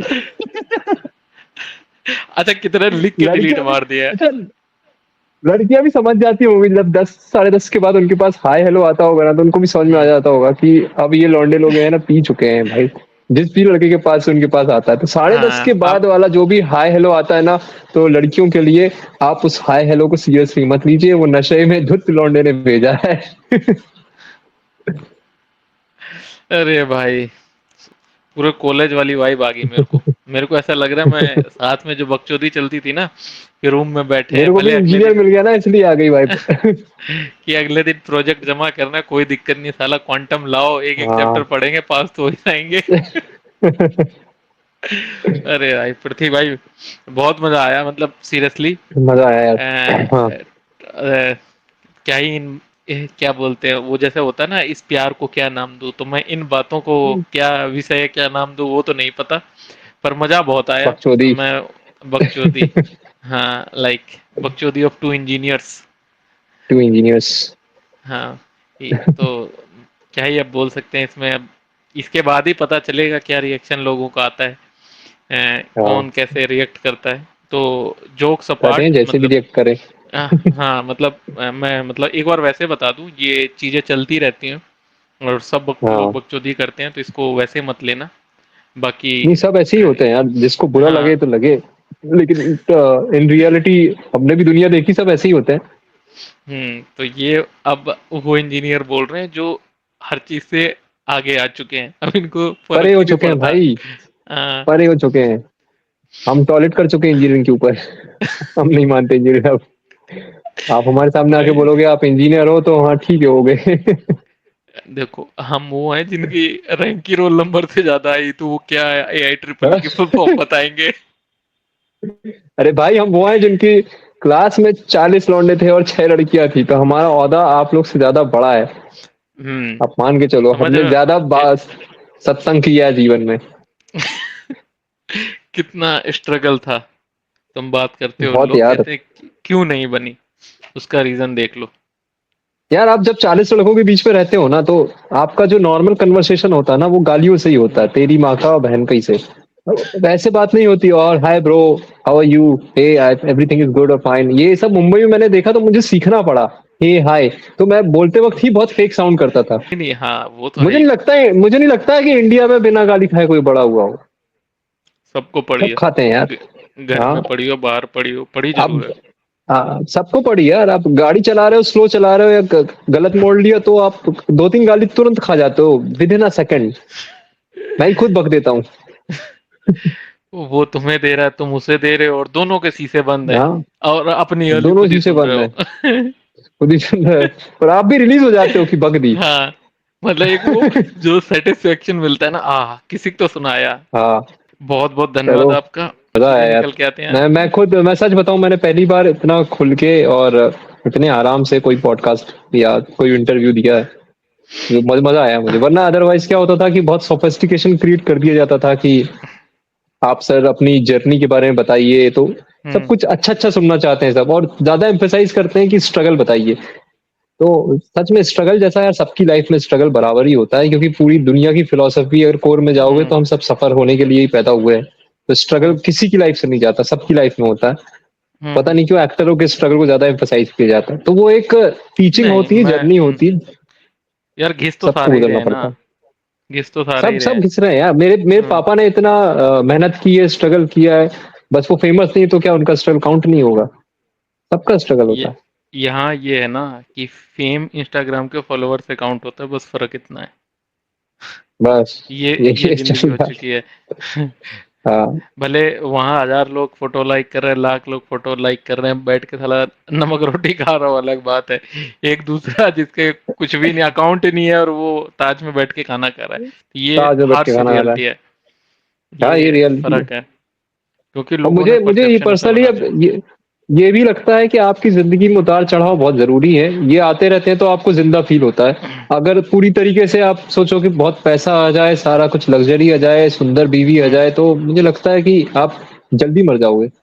आप पहले ही मर जाओगे, क्योंकि हाँ, क्योंकि आपका दिमाग, जैसे हम एक्टिव क्यों हैं, आप एक्टिव क्यों हो, मैं एक्टिव क्यों हूं? क्योंकि हमें अभी लाइफ में दिखता है, होप है हम्म, कि हाँ अभी और कुछ आगे करना है, बढ़ना है, जो भी चीज है। बट अगर आपकी जिंदगी से होप खत्म कर दी गई तो सुबह उठ के क्या करोगे आप? मैं वही सोच रहा हूँ यार, क्या बोलते हैं तुम्हें इस पॉडकास्ट के बाद अगर किसी का आ गया, तुम स्टेबल रहना। मेरे ख्याल से इस पॉडकास्ट के बाद तो कोई आने वाला नहीं है। जो आने वाला वो भी होगा वो वो बोलेगा नहीं भाई, दूर ही रहता हूँ इससे, अजीब अब है। दूर, ये अजीब है। देखो क्या होता है, रियलिटी ना बस की नहीं है लोगों के कहना ना सुनना, सच्चाई यही है। हाँ, अंदर सबको पता बट रहता धीरे है, धीरे बट एक्सेप्ट कर रहे हैं लोग, पता है। मुझे लगता है कि धीरे धीरे ना, अभी ये ट्रेंड आया है आफ्टर, मतलब पोस्ट लॉकडाउन, की धीरे धीरे ना कि लोग एक्सेप्ट कर रहे हैं कि भले नॉट 100% रियलिटी, बट अपने हिस्से का जो सच है ना, वो कबूल हम्म, कर रहे हैं लोग कि हाँ भाई मैं ऐसा हूँ, मैं ऐसा हूँ, हम्म, और ऐसे ही मेरी जिंदगी आगे आगे गुजारनी है। तो वो समझ तो गया। मुझे लग रहा है कि हो रहा है। अपने फैंस के नाम अगर आप जाते जाते कोई संदेश दें। संदेश, सब समझदार हैं यार, क्या संदेश देना। नहीं नहीं, फिर भी बाकी मतलब कि गाइडेंस कह लो। हाँ, सबसे पहले तो सबको धन्यवाद कहना चाहूंगा कि मतलब कि पंचायत से जिन्होंने भी देखा और जिनको भी काम अच्छा लगा, बहुत बहुत धन्यवाद कि आप लोग को मेरा काम ठीक ठाक लगा और अच्छा लगा। हम्म, और उसके अलावा संदेश बस ये दे सकते हो कि मैं एक्टिंग फील्ड से हूँ, तो जो अपकमिंग एक्टर्स हैं, जो एक्टर बनना चाहते हैं, उनको यही संदेश दूंगा जो आज मैंने इंटरव्यू में भी कहा कि भाई आप अगर एक्टर बनने आ रहे हो तो सबसे पहले कोशिश करो कि आप आर्टिस्ट बनो, अपने अंदर के आर्ट को और जगाओ। आप आपने भी रॉकस्टार देखी होगी, तो रॉकस्टार में भी वो एक दिन में रॉकस्टार नहीं बन गया, उसके अंदर भी वो सेंसिबिलिटी आने में थोड़ा टाइम लगता है। तो खुद को टाइम दो सीखने में, अपने आप हो भी हम्म, चीजें, आपको ये भी पता चल जाएगा कि आपको एक्टिंग करना चाहिए कि नहीं करना चाहिए। तो उस इल्यूजन से भी बचोगे। और मुंबई सिर्फ आना, ये बहुत डार्क चीज है। कोई भी मुझसे पूछता मुंबई कैसे आए, तो मैं उनको यही बोलता हूँ ट्रेन से आ जाओ, उसके अलावा मैं क्या बोलूँ। मतलब सिंपल सी बात है कि आप किसी प्रोफेशन में जाते हो, डॉक्टर बनने जाते हो या इंजीनियर बनने जाते हो, तो आप पढ़ाई करके आपको डिग्री मिलती है, तब आपको वो काम मिलता है ना। तो एक्टिंग को ऐसे नहीं कंसीडर करना चाहिए। अगर आपको मिल भी गया है यहाँ काम, तो जरूरी नहीं है कि जिंदगी भर तक मिलता रहेगा। तो जिंदगी भर तक काम करना है तो थोड़ा सा सीख लेने में ज्यादा भलाई है। यही कहना चाहूंगा बस। और पढ़ाई जरूरी है, एटलीस्ट जो कर रहे हो उसको पढ़ाई फिनिश करके आना। हाँ, पढ़ाई तो बहुत जरूरी है। बिना ग्रेजुएशन के एजुकेशन तो मस्ट है ना, मतलब सर्वाइवल के लिए जरूरी है। उसका एक्टिंग या किसी जॉब से कोई ताल्लुक नहीं है। आपको कोई बेवकूफ ना बनाए, आप पे कोई शासन ना करे, या हम्म, कोई आपको गुलाम ना बनाए, तो पढ़ना जरूरी है बस। तो दोस्तों, ये था हमारा पॉडकास्ट अभिषेक दिल्ली वाला के साथ। तो आप लोग अपने कमेंट्स में बताइए कि आपको ये पॉडकास्ट कैसा लगा, और आप आगे भी इस तरह के पॉडकास्ट सुनना चाहते हैं तो प्लीज लाइक एंड सब्सक्राइब अभिषेक दिल्ली वाला चैनल। और thank you so much. Hope कि आपको ये अच्छा लगा होगा।